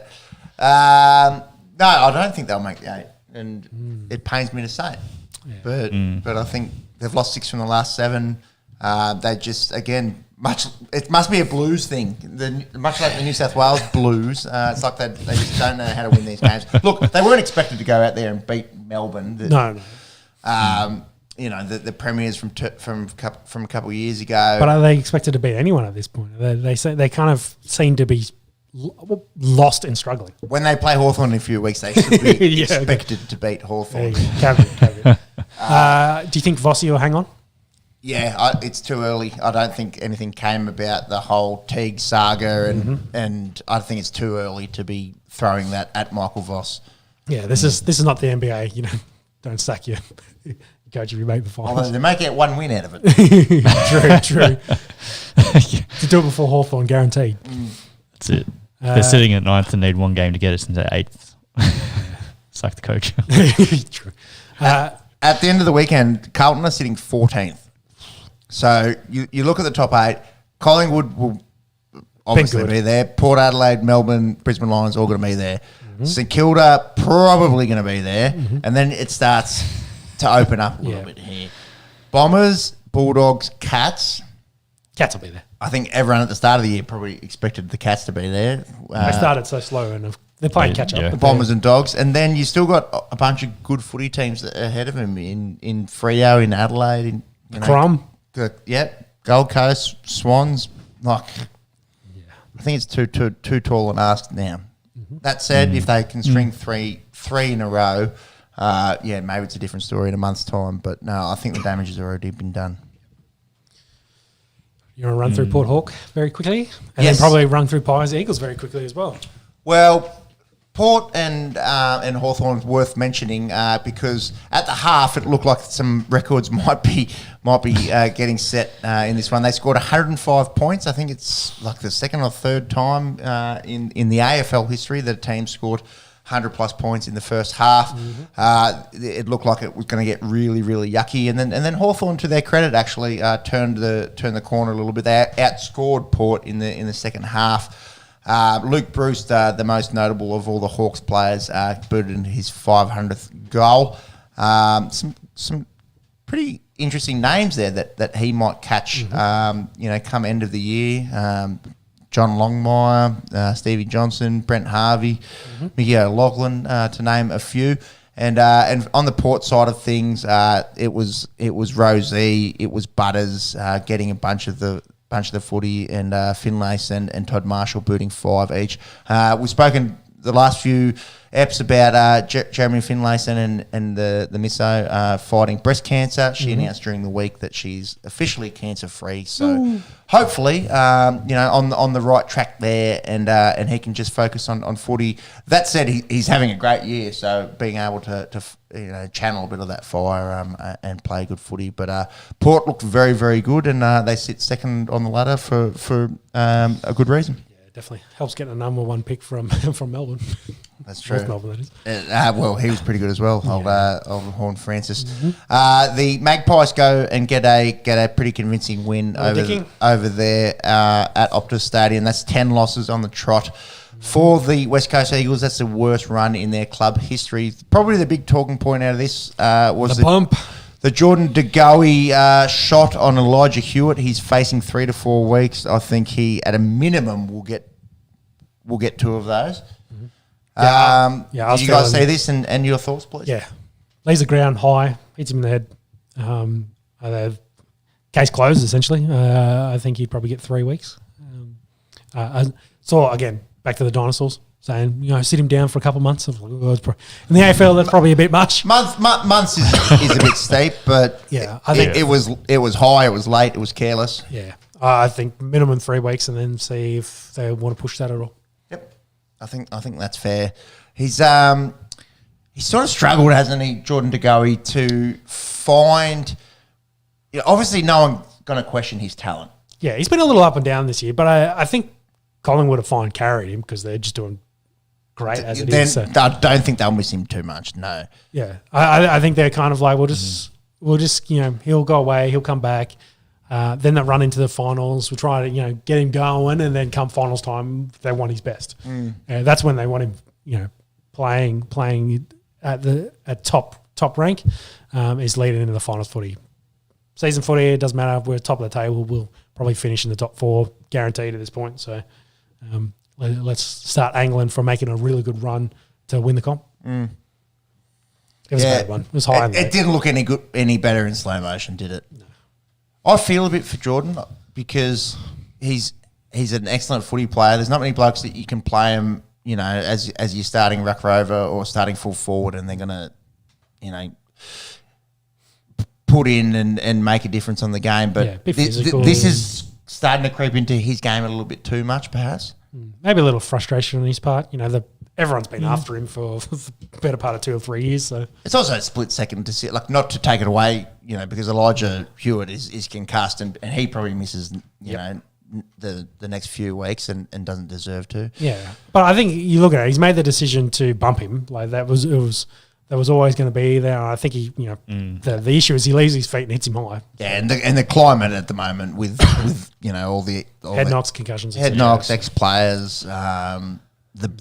Where does the bump even stand in AFL football? Agree. Yeah, there's some talk about taking it out, eliminating the bump together. Which the dinosaurs, again, not happy about. But Outside of that, Hoskin Elliott and Ash Johnson pick up some lower limb injuries. Nick Dacos. Yeah, get us some odds. Yeah. He was $1.10 a month ago, wasn't he? I don't think he was $1.10. He might need to be $1.10 at the moment. Only something like that might rub him out from winning the Brownlow medal. He had 30 posies, 3 goals from the midfield in this one. 2 gold. It's short. How short is it? But it's no gimme. How short is it, No. Jimmy? Yeah, so his favourite, $2.75. Yep. Second behind him, Christian Petrarca at $6 and Zach Butters $6.50, rounding up the top 3 there. It's a decent gap. It's his medal. I think he's won it, barring what you said before where he... suspension, misses a month for whatever reason and the others manage to catch up. But if he plays another month, it might not matter. He's probably might have sewed up. Well... The thing for me is he plays every week and then misses one through suspension. For me, that's the only way that Dacos is not the Brownlow medalist this year. Mm-hmm. What else happened? We had the Doggies losing to the Cats. Mm-hmm. Cats break a 3-game losing streak, haven't lost 4 in a row. Did start off slow, won a couple, and then gone back off the rails a little bit. Cameron gets 2, Hawkins gets 2, and Rohan gets 2 as well. Rohan. That's why I said it. Not much else to report. Suns get the win last night against Crows. Noah Anderson, Jack Lukosius is very good. Mm-hmm. We saw the end of that Bombers Kangaroos game. Sort of heart in your mouth footy, but the Bombers get the win there. Same with the Giants Tigers. It went right. I didn't see down. the end of this. Yeah, I think it was Pickett kicked it. Tigers won 110 to 104. Yeah, I haven't got much else. Bring out the stats there, Monks. Let's. Is this their first game since Hardwick retired? Is it second? It must be second. I feel like it's second. I feel like it's second. Monk's here just bringing up some stats for us. Jack Rewalt boots 5. Toby Green 3. And what about ball winners? Tim Torino's been a good little pickup. Tommy Green. Fuck. You want to talk about anyone? Tom Green. Yeah. Canberra boy. Fuck. He's been 35 Aussies. Putting in, week out. Big win there for the Tigs. Ladder, if you wouldn't mind, Monks. Yep. Well, you ran through it before you read it out to us. That's right there. The Pies 1. Look at that, fastest man in the game. So Collingwood 11-1, and then down to Port 10-2. So 44 and 40. Then there's a little drop down to Melbourne, Brisbane on 32. St Kilda, Essendon, Western Bulldogs 28. This is where it becomes interesting. So logjam, Geelong, Adelaide, Freo, Gold Coast 24 apiece. Sydney Swans 20, Richmond 18, Carlton 18, GWS 16. And then for mine, Lions through, finals football at least, Hawthorn, North Melbourne, West Coast 12-8-4. So Giants very close to that as well. They've got a chance. They've got to win. Yeah, Giants teetering. They haven't been belted that many times, GWS. Like this game, they lose by a goal. So, but for mine, I agree with you. That's probably the bottom 4 is forget about it. But yeah, for those big sort of Melbourne clubs in Carlton and Richmond, for mine, there's a little bit too much going on in front of them. Yeah, and then it's like the Swans. They've got a bit of a buddy issue at the moment, where he's starting to break down a little bit. The old fella. He's 100. Like he's 100 years old. He's so much slower than he was this time last year. Yeah. And I love the Budweiser, but yeah, maybe a couple of niggles, and he's just not where he was last year, and they're struggling a little bit post playing in a final game. Agreed. Cricket time? Yeah, let's roll us into some cricket. It is. Yep. Get some IPL up there, boys. So the IPL concluded during the week. A little bit of a letdown in terms of the final there at Ahmedabad with that huge stadium, but rain affected both nights. So the first night getting cancelled completely. Second night going down to a Duckworth-Lewis decision. Yeah. But they still had to score 10 off the last 2 balls. So there was still a bit of a interesting finish. And they did get the 6 and the 4 to win this match. CSK we're talking about. And Super Kings. You mentioned it pre-show. How old is MS Dhoni and does he have another year in him? Yeah, well, that's been the big question. Of course, getting the win here. See if I can beat Jimmy to get MS Dhoni's age. Because I think, he's largely retired from everything but playing in the T20 and the IPL tournament. He is 41. 41. No, it's an IPL tournament. Maybe he can go around a couple of times more. He turns 42 next month. Yeah, so going into 42. He only has to play, 14 games? Yeah. A couple finals? I think he'll go again. Yeah, I think kind of as the face as well, gets paid really good money. Yeah. You'd be that specialist. Yeah, I don't think there was enough talk about retirement leading up to it, so which makes me think maybe not. No, yeah. Yeah, maybe he'll come out and make a bigger thing about it, retiring, from cricket, because this is his last cricket, retiring for cricket for good. Maybe move into one of their commentary boxes, etc. Who knows? He'll have a job. Yeah, anywhere he wants, mostly. Yeah. I think that's probably potential, but I'm going to go with he goes again. But it was a good win there for CSK, of course, under Duckworth-Lewis. No one knows how it works, but it's math, science, quick maths. Sure. Talk about some big performances. Yeah, so it's been a month since our last pod, so Shubman Gill has really turned it on since then. He did actually finish the season as a top run scorer, 890 runs, averaging a tick under 60. Will he open in this WTC, in the Test Championship games? It's a great question. Obviously, we've spoken about it before on the show. White ball form does not equal red ball form. Yeah. There's been a lot of talk about him being the heir apparent to take over from Kohli. And the bloke is an excellent cricketer. Oh, yes, especially with the white ball. So else there, Faf was second, 730. So look at the gap there, 160 runs. Obviously, Gill had a couple more. He played every with game. some finals games as well. Yeah. Devon Conway, from last year sort of being in the squad kind of guy in the IPL to being the Super Kings' best stick. Yep. So sort of a breakout tournament for him in that respect. And return to the king. Kohli at 4. Yep. He got back-to-back hundreds, didn't he? Something like that. Yeah, he was very, very good in this IPL. He also sucks and Steve Smith's better. You can clip that. We'll find out on Wednesday. When we get started. Who else was in the top 10? No, I want to talk about Yashazvi. I hope I said that right. The young fella. The bloke is 21 years of age. Yeah. He finished 5th in the IPL overall with 625 runs. He scored 98 off 47 balls, which was the half century came off 13. I think there was That's mad. I think it was 1 ball behind the IPL record. Jesus. No, equal. There you go. No, quickest, sorry. We've got it right there. Quickest there you go. So Beat Cummins, Jesus. So I'm thinking Yuvraj Singh scored one off 12 balls. So he beat the IPL record, which was Cummins and KL Rahul of 14 balls. And in brilliant news for us Aussie fans, he's 21 years of age and he's probably going to be an Indian staple for the next 15 years. Yep. Who rounds out the 10 there, Jimmy? We got Yadif at 6. Yeah, so Sky's worth mentioning.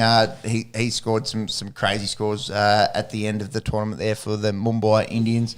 And then into Gaikwad, 590 at a average of 42 and striking at 147.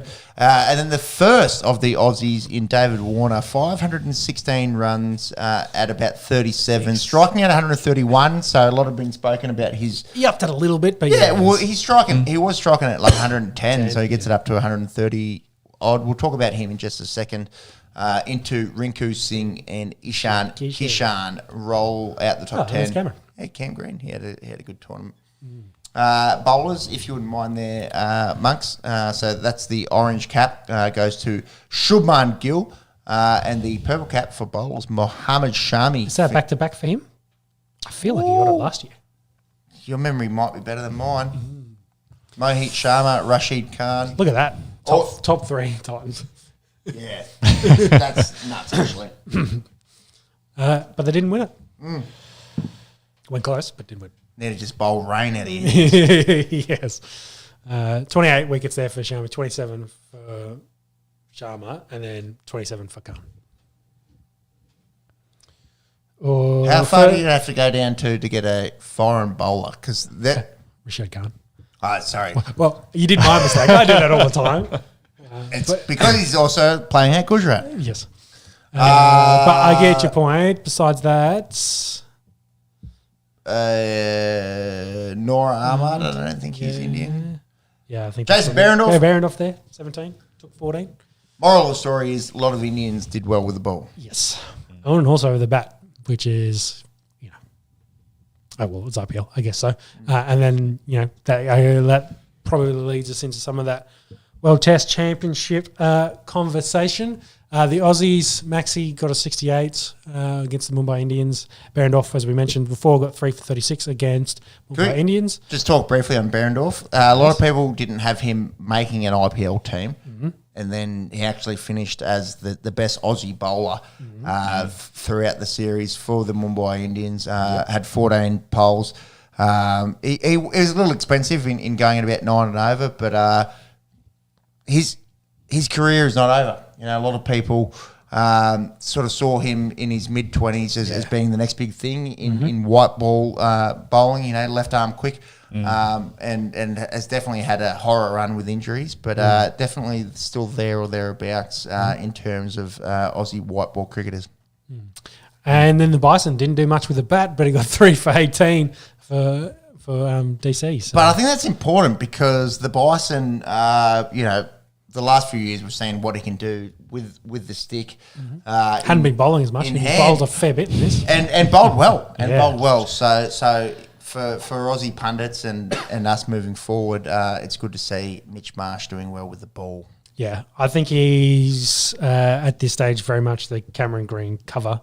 I think that's maybe the role he'll play, but as long as Green's healthy, he'll lock down that top spot especially in the red format.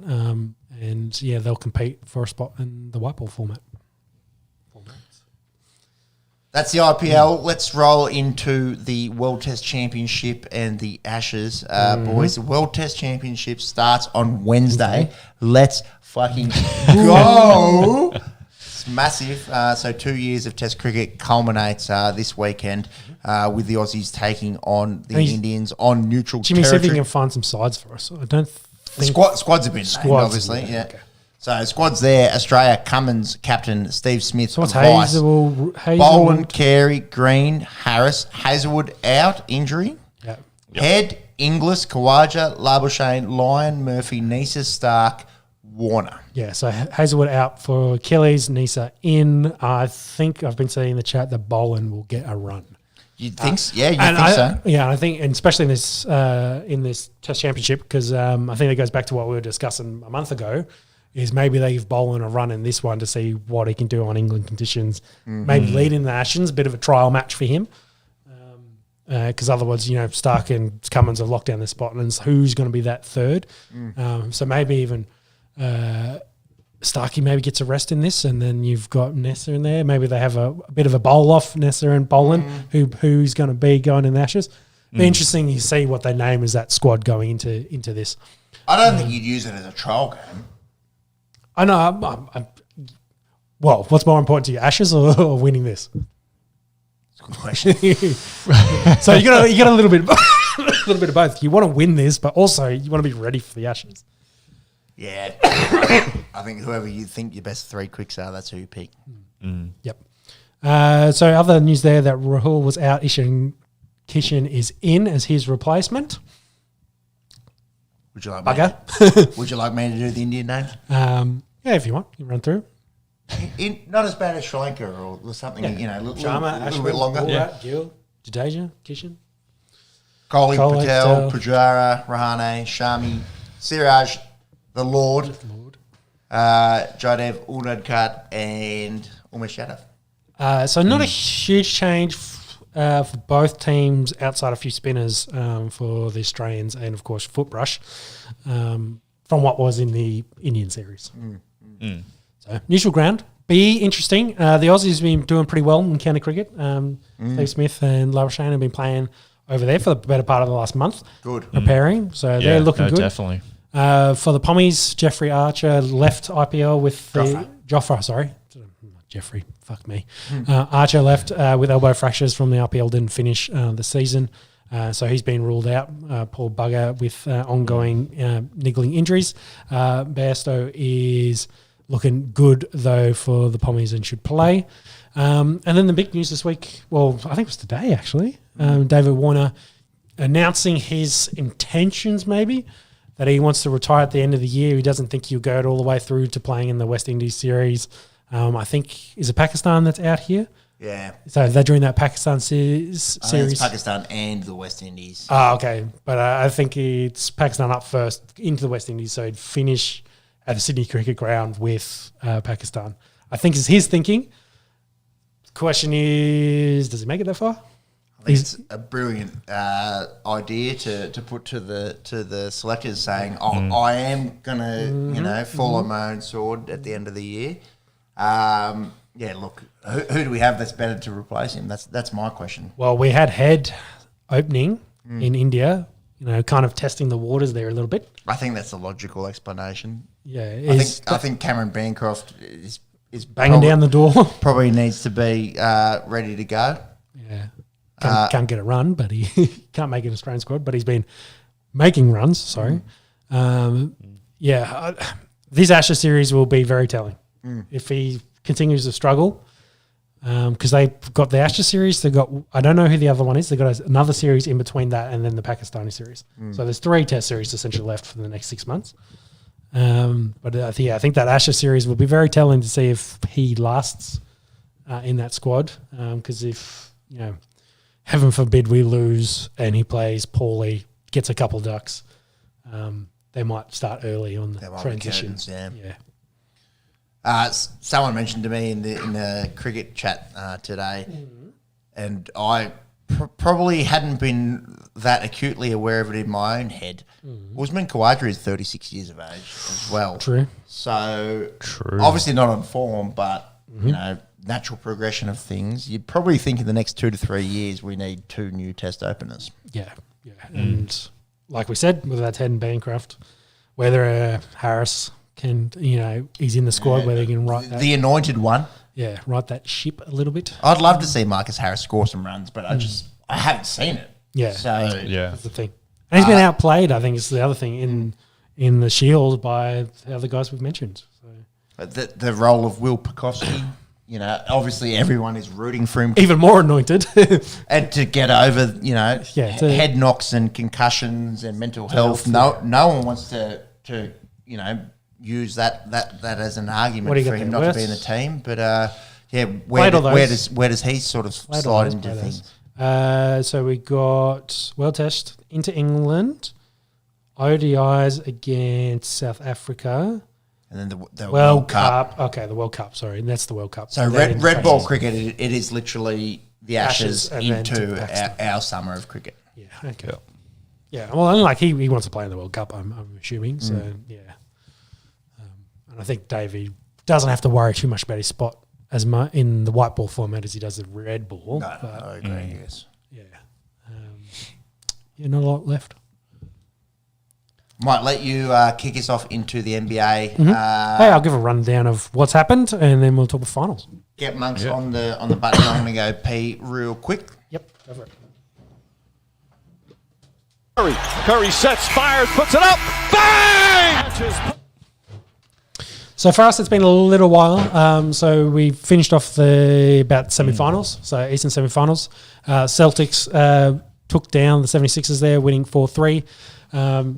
Joe Embiid, of course, wins the league MVP, and maybe we'll talk about that in a minute when we start talking about the Joker. Jason Tatum was good in this, of course. In Game 7, he got 51 points. On the other side, the Knicks got defeated by the Heat. Hemi buckets, essentially. Top scored in 5 of those 6 games, 4-2 there to the Heat. Then in the conference finals, it went 7 games. It was an awesome series there. The Heat winning the first 3, playing a lot of good team ball. A lot of their role guys off the bench, played really well, shot really well. Celtics, though, got back into the game. Of course, were they number 1 seed? I think they were all 2. High seeded. They won 3 straight to take this to Game 7. Game 6 was a very close game in this, but with the buzzer beater there from Derek White to send him to Game 7.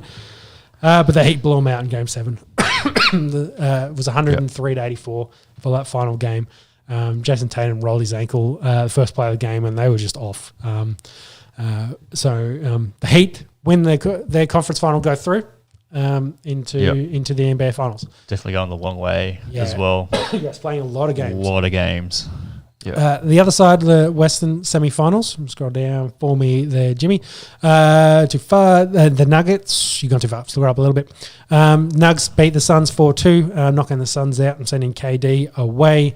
I think we talked about Joker shoving their owner and then hammering them in the following game. The Lakers did a job on the Golden State Warriors, 4-2 there. It was another good series, especially for Lakers role players, really pushing AD and LeBron over the top.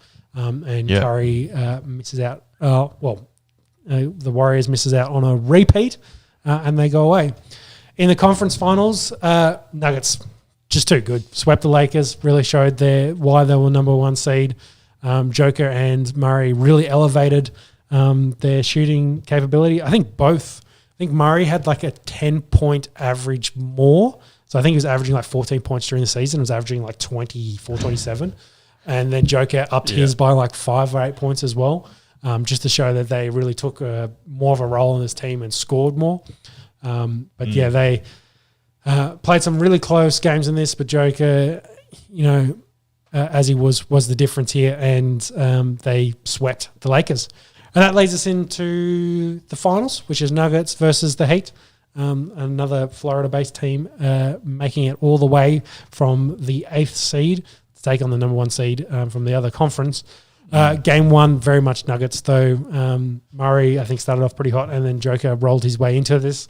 Got another triple-double Joker, and they win. So that was Friday. Game 2 is tomorrow. Is that back at Miami? Is that how they do it? They do. No, that's still at Colorado. Still at Colorado. So 2 at Colorado, two at Miami, and then alternate. Cool. I think the Heat are pretty comfortable from everything, all the reports over the weekend. The Heat are pretty happy with where they're at. Of course, dropping 1 game's not good, but I think they're comfortable. They know it's a long series. They're going to battle it out. The Nuggets just look really good. Could potentially win their first season, win their first ring, sorry. Jimmy Buckets, of course, also looking to chase his first ring. What did you think about Embiid getting the MVP post what we now know about what's happening in the finals? Did they make the wrong choice? To me, the best player in the NBA is Nikola Jokic. Yeah. Outside of being the scoring leader, which is what Embiid was, he was the top scorer in the league this year, did win the MVP with missing the most games, missing more than 10 games, and only the 3rd MVP to do that. Yep. I think what Jokic brings to that team, what the Joker does to them, even in this game, like he started off pretty slow and really didn't score most of his points until the 4th quarter. But he had, I think, 10 assists by half time. He and just what he does to help elevate, I guess, Murray and Gordon, and then to push the rest of their bench guys. He's just so good, and may very well be the difference and why the Nuggets win this. Do I think they sweep Heat? No, I think Heat to keep this fun. This is, if I had both conferences, this was my picks from either side. I think this is the most fun finals we could have had. I think gentlemen sweep 4-1. 4-1. Yeah. What do you think that means then, say, for Himmy Buckets? Will he stay at the Heat next year? What do you think they do? Because it's pretty interesting. Every playoff team I think that's lost so far, been eliminated, has fired their head coach. Oh yeah, it's been heads have been rolling. Yeah. That is for sure. And they're all just shuffling as well. These guys are just picking up head coaching jobs with another playoff team. Eric Spoelstra, he's been one of the best head coaches. It's not his fault. But then you could have probably said the same thing about all the others as well.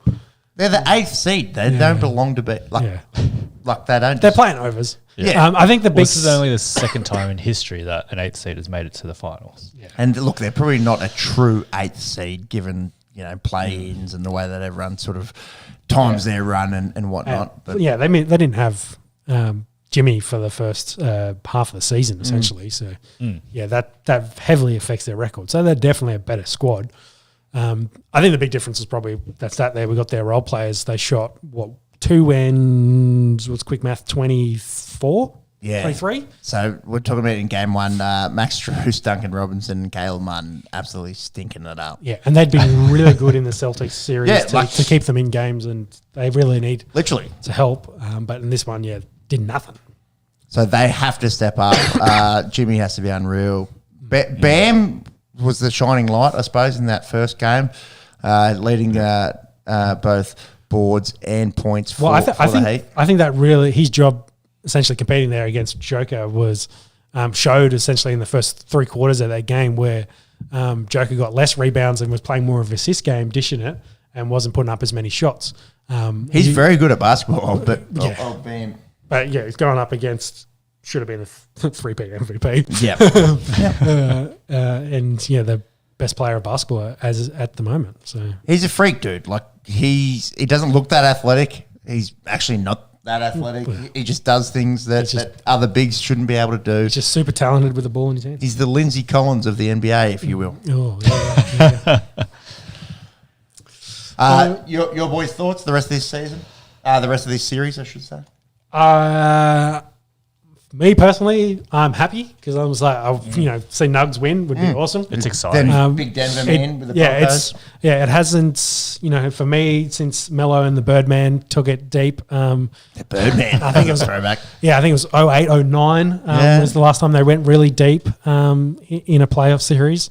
For me, to see them get all the way to actually final, potentially winning one, and their first, I think that's awesome. But then on the flip side of that, like I'd love to see Jimmy Buckets get another, or get his first ring, I believe. Yeah, get a ring. Considering he's moved around so much, trying to find a home. Yeah, to get him himself a ring would be amazing. But yeah, the odds makers think the Nuggets have got it sewn up. They're very, very short.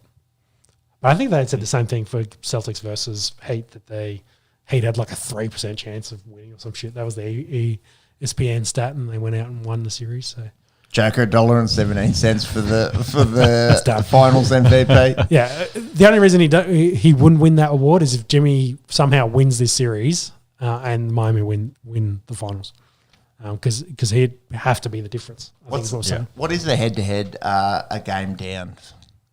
$1.14. So the bookies aren't giving the Heat any chance either. Well, I guess that's the next. Oh, that's head-to-head. So yeah. They've said they think the Nuggets will win, which would be awesome for Denver, having sat through getting the Avalanche eliminated and Russell Wilson's season last year. I think Denver fans will be very, very happy, and the Rockies aren't doing any good either. So yeah, is what it is. Interesting story that I wanted to talk about: lottery draft system. Because it kind of came to a head with the NBA, Spurs getting the number one pick and now have a chance at getting another generational talent at centre. Victor Wembanyama. Yeah, the massive man who's 7'5", I think he's at the moment. And they say he's still growing. Actually, did you see there's a video of him and Mbappe together? Yeah. Mbappe's like this, looking at the ceiling, trying to talk to him. It's funny. But, as a comparison, Detroit Pistons, they won 17 games this year and they picked 5.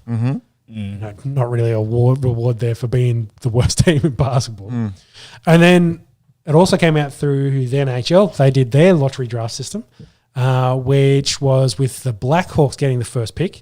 And they have another generational talent as well coming out. They're Peyton Manning-esque, as you will, with Connor Bernard.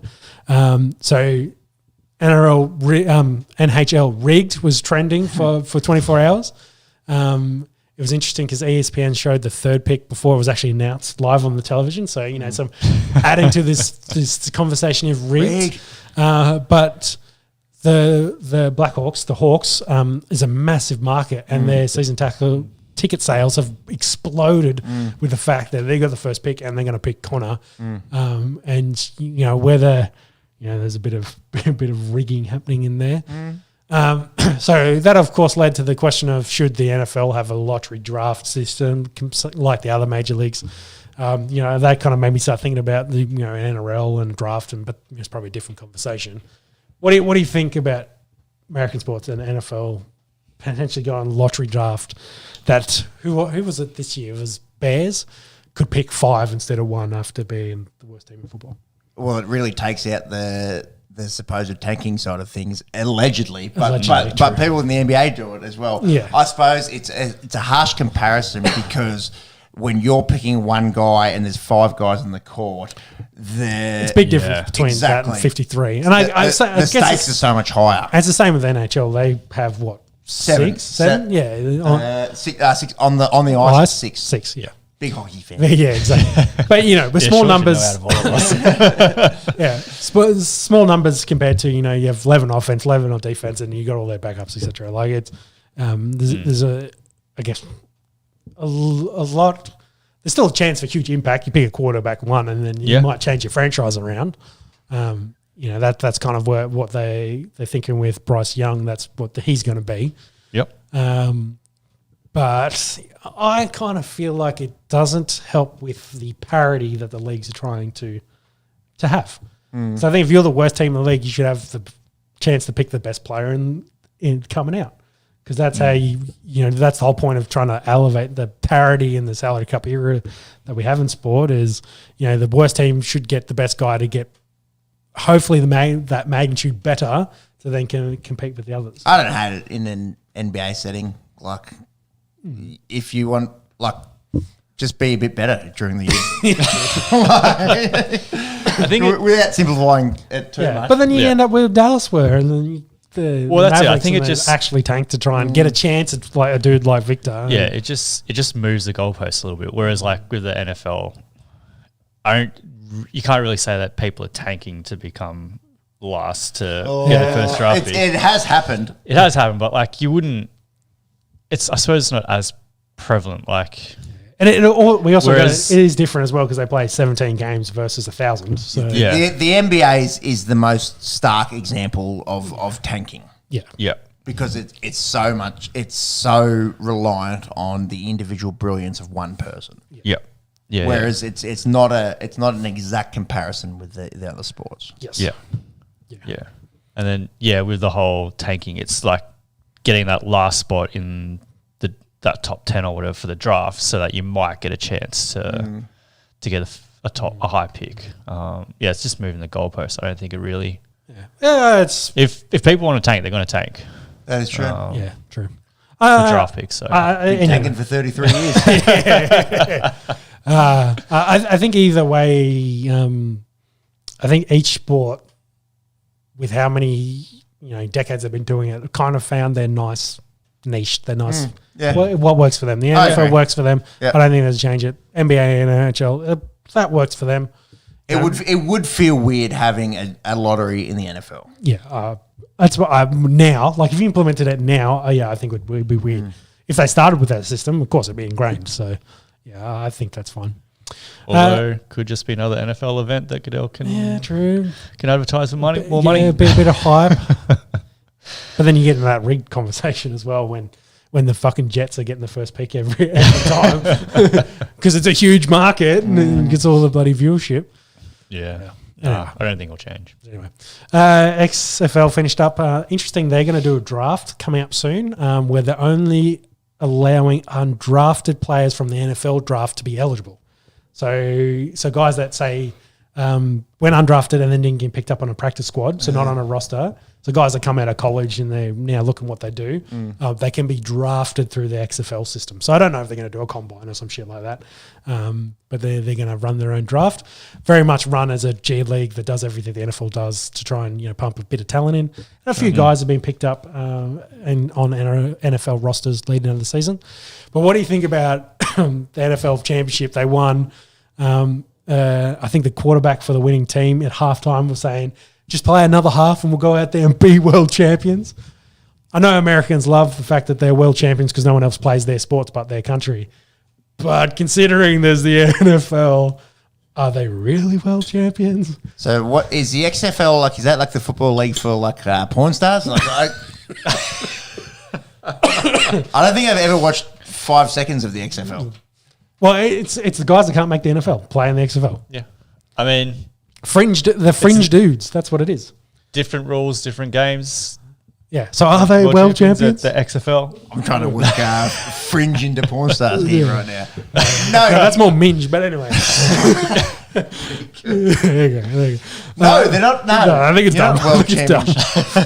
like arena football, you could do it. We're the best indoor football team. Yeah, but there's no XFL teams would have beat the Bears last year. I have no problem. Wouldn't beat a SEC team. If you win a Super Bowl or a World Series, calling yourself the world champions, I have no problem with it. No problem. Yeah, because it's true. Like, there's no other team that would probably beat you at that sport. No. Because XFL is a completely different sport to the NFL. Bullshit, Jimmy. If I could slap you from this end of the table, I would. I mean, like, it's funny, as a joke. It's a joke. As a joke, yeah. Sure. But these guys meant it. Like, they're super serious about it. They're like, we're fucking world champions, man. No. Hey, look, give them their moment. This is they've done more. There's a couple of weeks ago, but anyway, it's funny. We're the world champions. of podcasting Yes. out of this garage at this particular moment. Yes. Right now. Let's hope Jimmy's missus doesn't start one down the end and we'll have competition. If there's a mouse, That'd be stiff competition if there's as a well. mouse that comes and fucking steps on the on the button to start a podcast and does 2 squeaks, we're fucked. But we're world champions of this garage podcasting. American, hoorah! I think that'll finish us for American sports, or we should probably talk some round ball, the other football. Let's go. See? Gives us some- I alluded to Luton Town at the start of the potty. So they're going up. He's going down, Jimmy. Going down. Well, we knew that Southampton were going down. Did Leicester City Leicester go, which is that's massive considering huge. they won the whole thing fucking 6 years ago. And then it was out of Leeds and Everton. Leeds as well. And Everton hadn't been down for 75 years. Yeah, we spoke about it all year. Yep. They win. Leeds win as well. I think they won on... No, not according to that. No, sorry. So Everton and Leicester both won, but Everton go through. Yes. Yeah, because they had a couple more points. Slightly, yeah. They'd won 2 of their last 5. Leading out not Forest and Bournemouth. Hold on in the top league. Chelsea 12th. Chelsea's probably ugly. West Ham, big fall down for them as well. But I guess the big FA Cup was Man City taking on Man United. Yeah, City scored after 14 seconds with Ilkay Gundogan. Bit of a rocket, must admit. 14 seconds, breaking all kinds of records for the FA Cup. Yeah. There, penalty from Bruno Fernandes. He got the happy feet going. I was very scared. I was like, don't do that. It's so scary. But he ended up putting it in. And Gundogan actually scored a brace in this one, a bit of a scrappy sort of left foot half volley sneaking through. And City have both the league and the FA Cup under their belt. Yep. Will they win Champions League? On paper, yeah, they're better than Inter. Do they play a 2-game series or is it just one? Just one. So it's next weekend. Neutral? Yes, it's in Turkey, I believe. Ooh. Yep. Interesting. Yeah, they've been having a bit of interesting politics of late. Yeah, that's won't true. cover that, but yeah, Turkey's a bit of an interesting neutral venue. Well, Gundogan is Turkish German, so yeah, interesting that they'll be there. But the only English team ever to do the treble was United back in 98-99. So it'll only be the second time in history. So we're all back in Inter? Is that what I'm hearing? Well, I would like Inter to get it done. Yeah, Do me I too. see it? Well, it's 90 minutes of football. They could pay On their day. You look at Inter's team; a lot of them are United rejects. Bring up the Inter squad. There's like I think Damian's there. I think there's actually a fair few blokes that were at United in the not too distant past. If you wouldn't mind bringing it up, look, it's a game of football. Anyone could win it. But yeah, I think the odds will heavily favour Man City in that one. I agree. Whilst Monksy's chasing up the Inter squad, Zlatan Ibrahimovic. Yes, another 42-year-old contemplating retirement. His AC Milan contract is ended and they're not going to extend it. So they're, I think, going to do a farewell thing for him soonish. And then, he's going to make a decision whether he continues to play. Where does he go? Does he, go? He's basically a role player at this point of his career, or is this is his last stint at AC Milan, and that will do him. Will he retire? Massive, big name for in the soccer world for a very, very, very long time. So You don't mess with the Zlatan. Mark's got the Inter squad up here. I think it's actually only 2 United quote-unquote rejects in Damian and Mkhitaryan, but guys that used to be in the EPL and now are at Inter and are now possibly going to win a Champions League. On loan as well. Yeah, Lukaku, De Vrij, Zeko. There's a few. I don't know. I thought actually in my head that might have been more United players, but anyways. Look, City will probably start red hot favourites for that one. We might make you wait overtime if you wouldn't mind getting the odds up for that one. Yeah. Go look out for the Sweden Hammer. Who else is, Dumfries, Dzeko. Like, it's not a bad team, that Inter team. There's got a few, like, really good Italian players, D'Ambrosio, Barella. Yeah, but they don't play in the World Cup, bro. There we go. $1.44 and that's regulation for City to get the job done against Inter. Yep. $7 for Inter as a comparison. Wow. Some local footy. A-League. Don't talk final. about it too much on this podcast, but the Mariners won the A-League last night. 6-1, if you don't mind. Jason Cummings. Hattie in that one. Second time ever that the Mariners have won it. Monks, if you also wouldn't mind chasing up Harry Boss, just B-O-S, not double S on that one. I think it was a record transfer ever for an A-League player. So I think he's going to Belgium. From Afghanistan to the North Sea. Wrong Harry Bosch. Go Harry Boss. Maybe Football player. Man, maybe I fucked. He doesn't have a Wikipedia. Soccer. There's a bit of a male model there. Maybe I was typing something in and I haven't fully spelt it out. Anyways, All right. Let me see. some dude from the A-League going to Belgium for a lot of money. There we go. We'll wrap that one up. Let's get into the final round.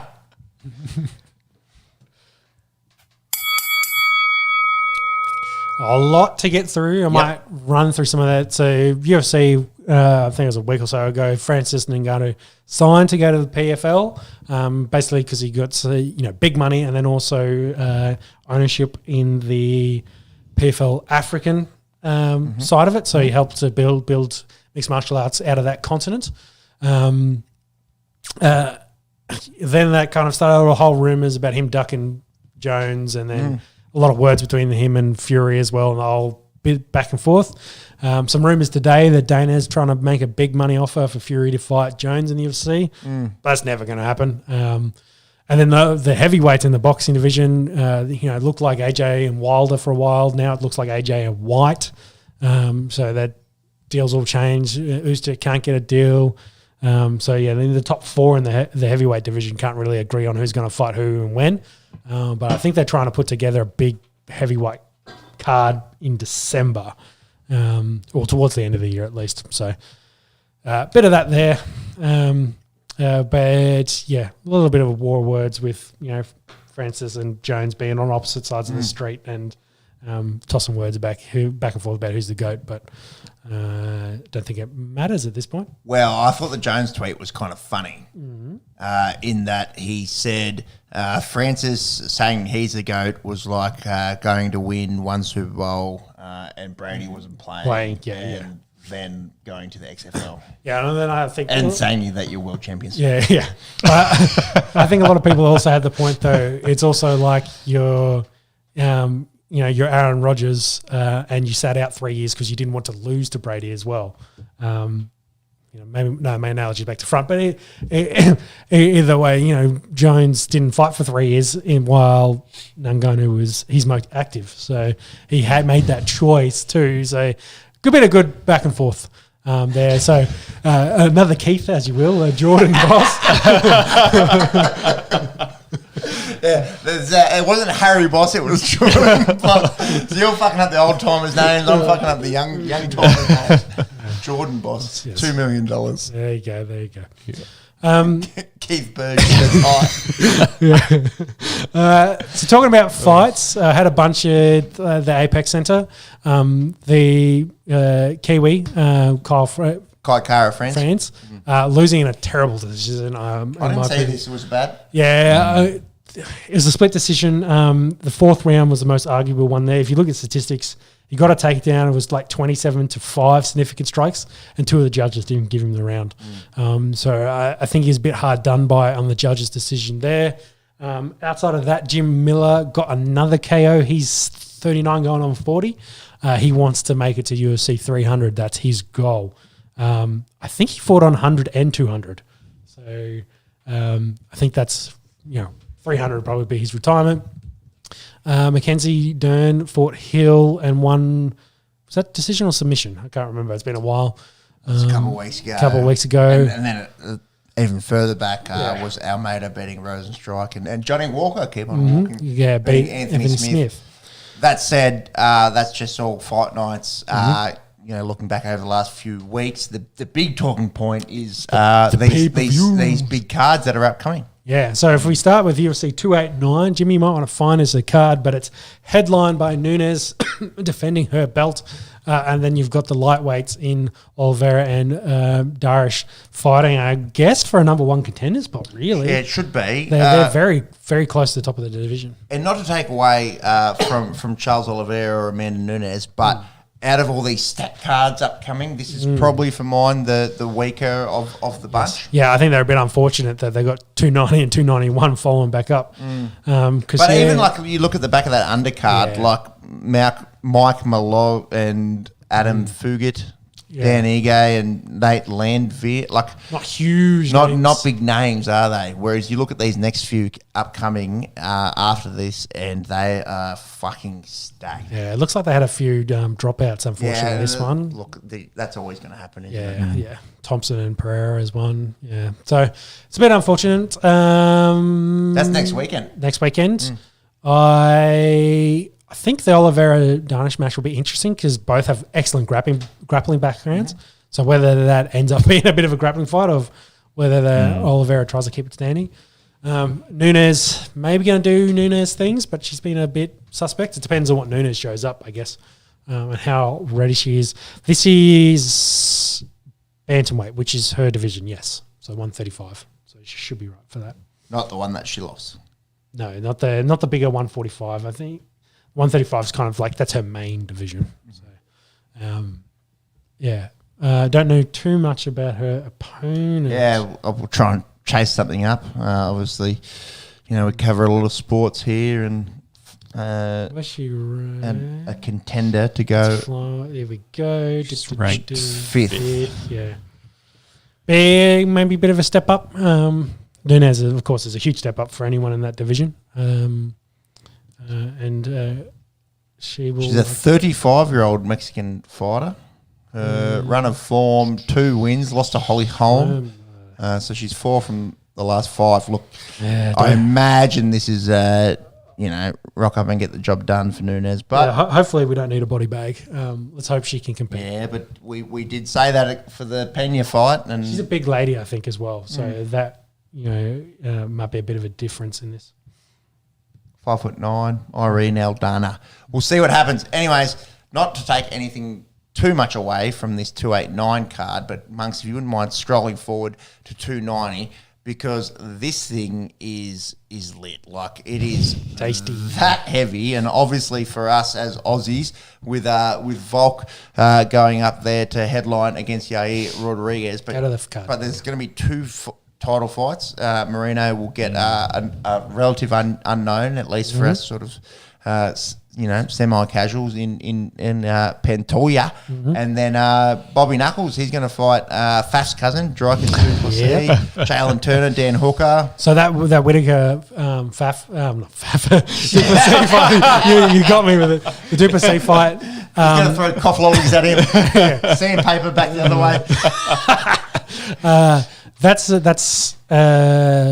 essentially number one contenders fight, and they are expected to back up for UFC 293 in Sydney because Israel Adesanya wants a fight on that card in Sydney because him and the Kiwi government don't get on too much. So for a Southern Hemisphere fight, that's his preferred location would be in Australia. So the winner would have to back up in 8 weeks for that. That's what they're thinking. So that aligns. So a bit of a tough ask. I think Whittaker's heavily favoured for that fight, but it'd be interesting. But you can't take away from the top end of this, where you got the flyweight title fight, and then you got the unification in the featherweight division. Not to mention Dan Hooker's on this, Bo Nickel as well. Looks like he'll get a fight. He's up and coming in the middleweight division. Robbie Lawler, I think that's his retirement fight there against Nico Price. And this also reminded me that Malarkey fought today and lost, unfortunately, the other Australian.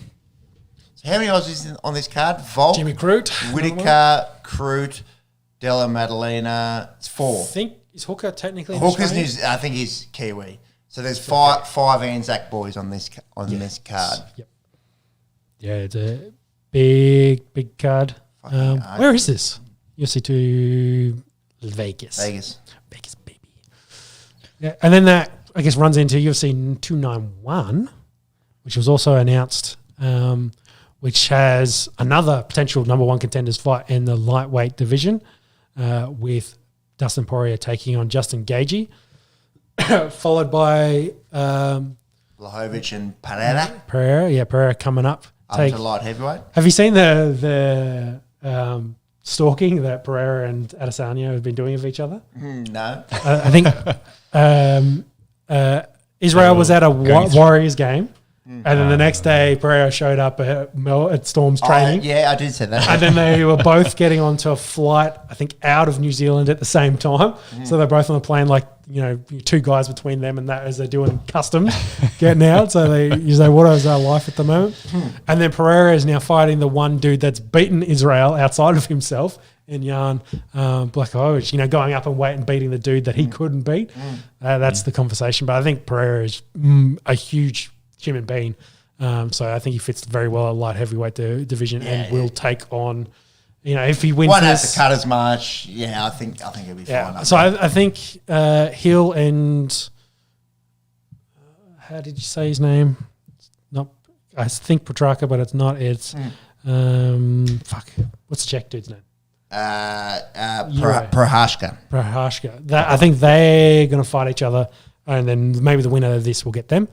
Tony Ferguson taking on Bobby Green, elite.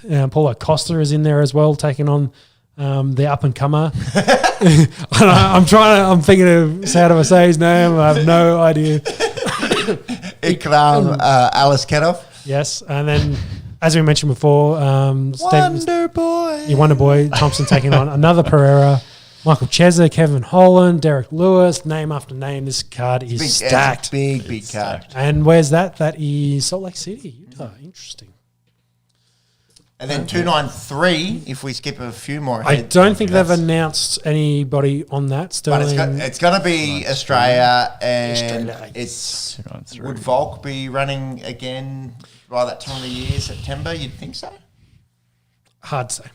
I think Volk would like to, and I think Whitaker would like to. So I think Again, both isn't would that like that to go. same 8-week turnaround? But yeah, it's 8 weeks. It's I think quick, yeah. So what do you got there? You got 10th of September. When was it go back to? Which is late June, isn't it? 291 is July 29. So Hang on. No, it's the next one behind. It's oh, sorry, yeah, it's 290. Yes, you are right. Definitely more than. Boom. so start of July. Like I said, 8 weeks. No, that's 3. Eighth That's to 3 months. 8th, July 8th to September 10th. Oh yeah. No. Yeah, you're right. It's almost exactly 8 weeks. No, you're right. That's a quick turnaround. Yeah, for them, that means you win. Hopefully, win quickly. Don't get damaged. Don't have medical. You have to sit out and go straight back into camp. No, because usually they do an 8-week camp. So, yeah, it's a big ask. But hey, it's in Sydney. The boys might want to do it. So let's go. And the boys here. Yeah, maybe we'll be there. We'll see. You want to talk a bit of boxing? Yeah, well, YouTube boxing essentially. Again, a bit out of date. KSI beat Fournier. It ended up, he hit him with an overhand to make him very groggy and was probably leading to the end of the fight. Tried a right hook short, missed the glove, and then hit him with the elbow flush from the chin, knocked him out cold.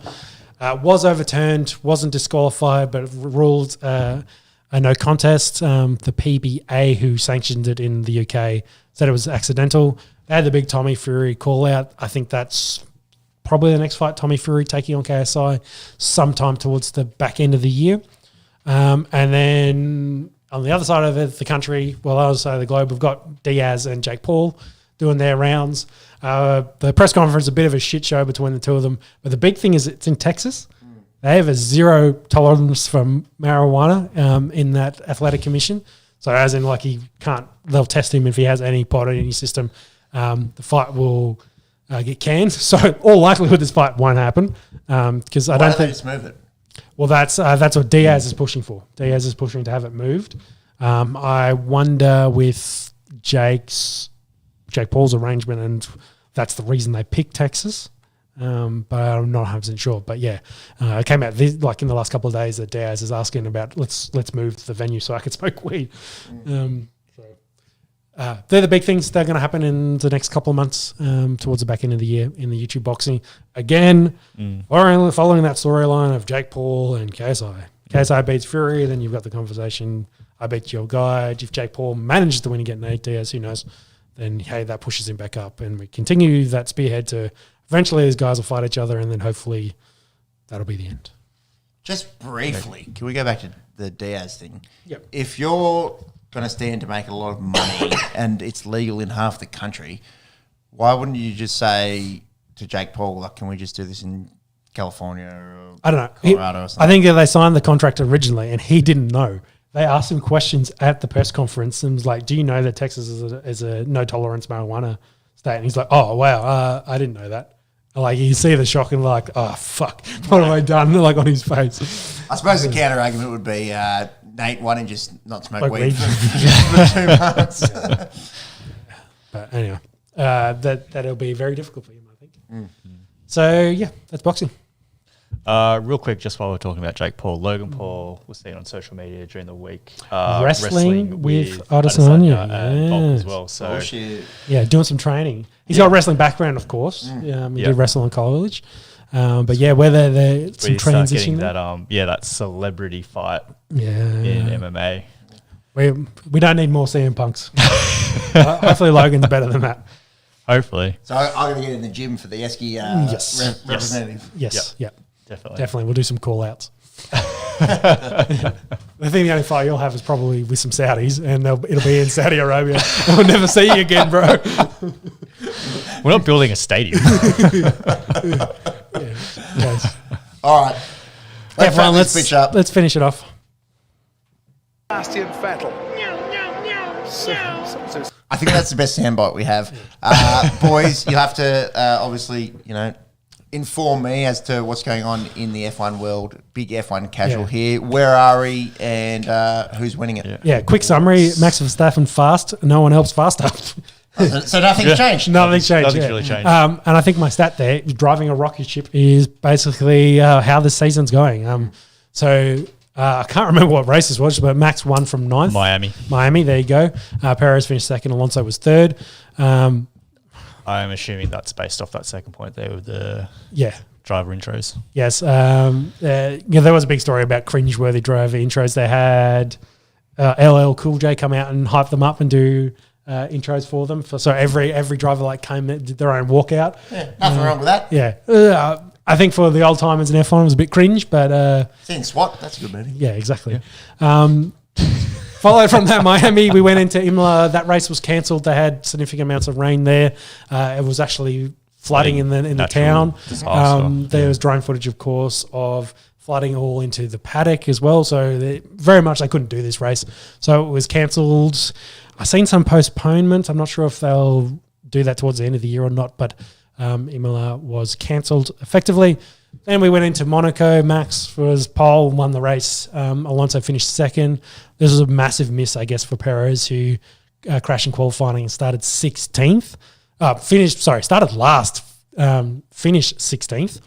Ocon was third. So Max's really only challenger has been Perez, staying close to him, maybe stealing a win here and there.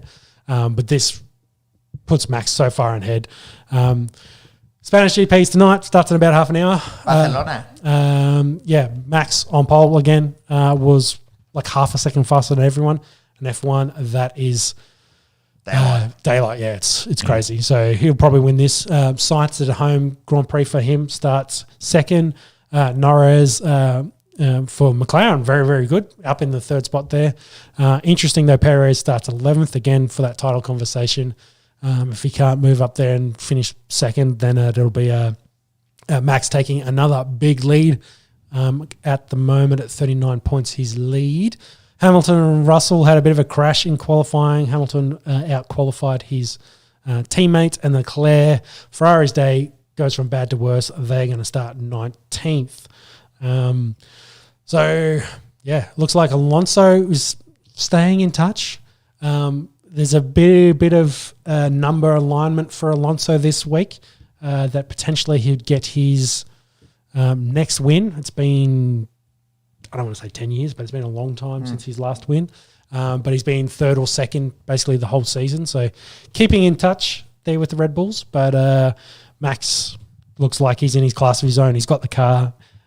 He's driving excellently, and no one else can really hold a candle to him. But his teammates had some issues in the last 2 races. And that's really the quick summary of F1. And the Spanish Grand Prix should be good tonight. Maybe a bit more action than some of the last couple of races we've had to witness. What do you got? Alonso's last win there? Be a while. I'm an F1 casual, and I know it's been a while. Because he won his championships, and then he bounced around a whole bunch of times. Last win, 2013 Yeah, Spanish 10 years. Grand 10 Prix. years. That's literally 10 years. So that's what I'm saying about the alignment. It's been 10 years. I think he's in Bay 33. It'll be his 33rd win if he wins. And some people have done all the stars are aligning. They've looked at all the numbers. The numbers, Mason, they're all aligning. So we'll see if he can get a win, which would be amazing for Alonso. To be 10 years to then get a win against someone like Max Verstappen, who is dominating the sport at the moment. So our lad, good old Oscar, I think starts 9th from memory. Let's go, Oscar Piastri. Fernando starts 9th. Oscar is 10th. There you go. Yep. Just follow that Alonso bro around. And that's F1. I think that's F1. That's our podcast. Thank you to those that have tuned in live. And I did remember something I forgot to mention, but I'd rather not talk about it. Dylan Brown. So, Dylan Brown probably went in a dunny, touched someone he shouldn't have. Inappropriate touching. It's going to be interesting to see what happens, because if there's a no-fault stand down, he may be off the cards for Para, and Jacob Arthur just went to Manly. Mm-hmm. So does Bryce Cartwright play 6? I actually don't know what's going to happen there. Yeah. If Dylan gets stood down. I think he will be stood down, because it sounds like it wasn't. He was very handsy. The memes have been elite, but he'll need a decent legal team. Looks like Benzema has been confirmed to be leaving Madrid, going to Saudi. He's going to go over there and join Ronaldo, making all the money. Anything else? Nothing else? I'm good. Thank you to those that have tuned in. We will catch you in a fortnight. I'm down the coast next week, boys. The Monarchs, the first Kings long weekend. Monarchs. The Monarchs week, yeah. They called it that because he's probably going to die in the next year too. So they're just going to make sure that they've got their bases covered. And I did see Russell went in the gravel trying to get to the grid. So interesting. That race, like I said, will start in 25 minutes. Race home to watch the race. We'll see all of you outside of King Charles in 2 weeks. Bye. Bye. Hold on, I got to press some buttons.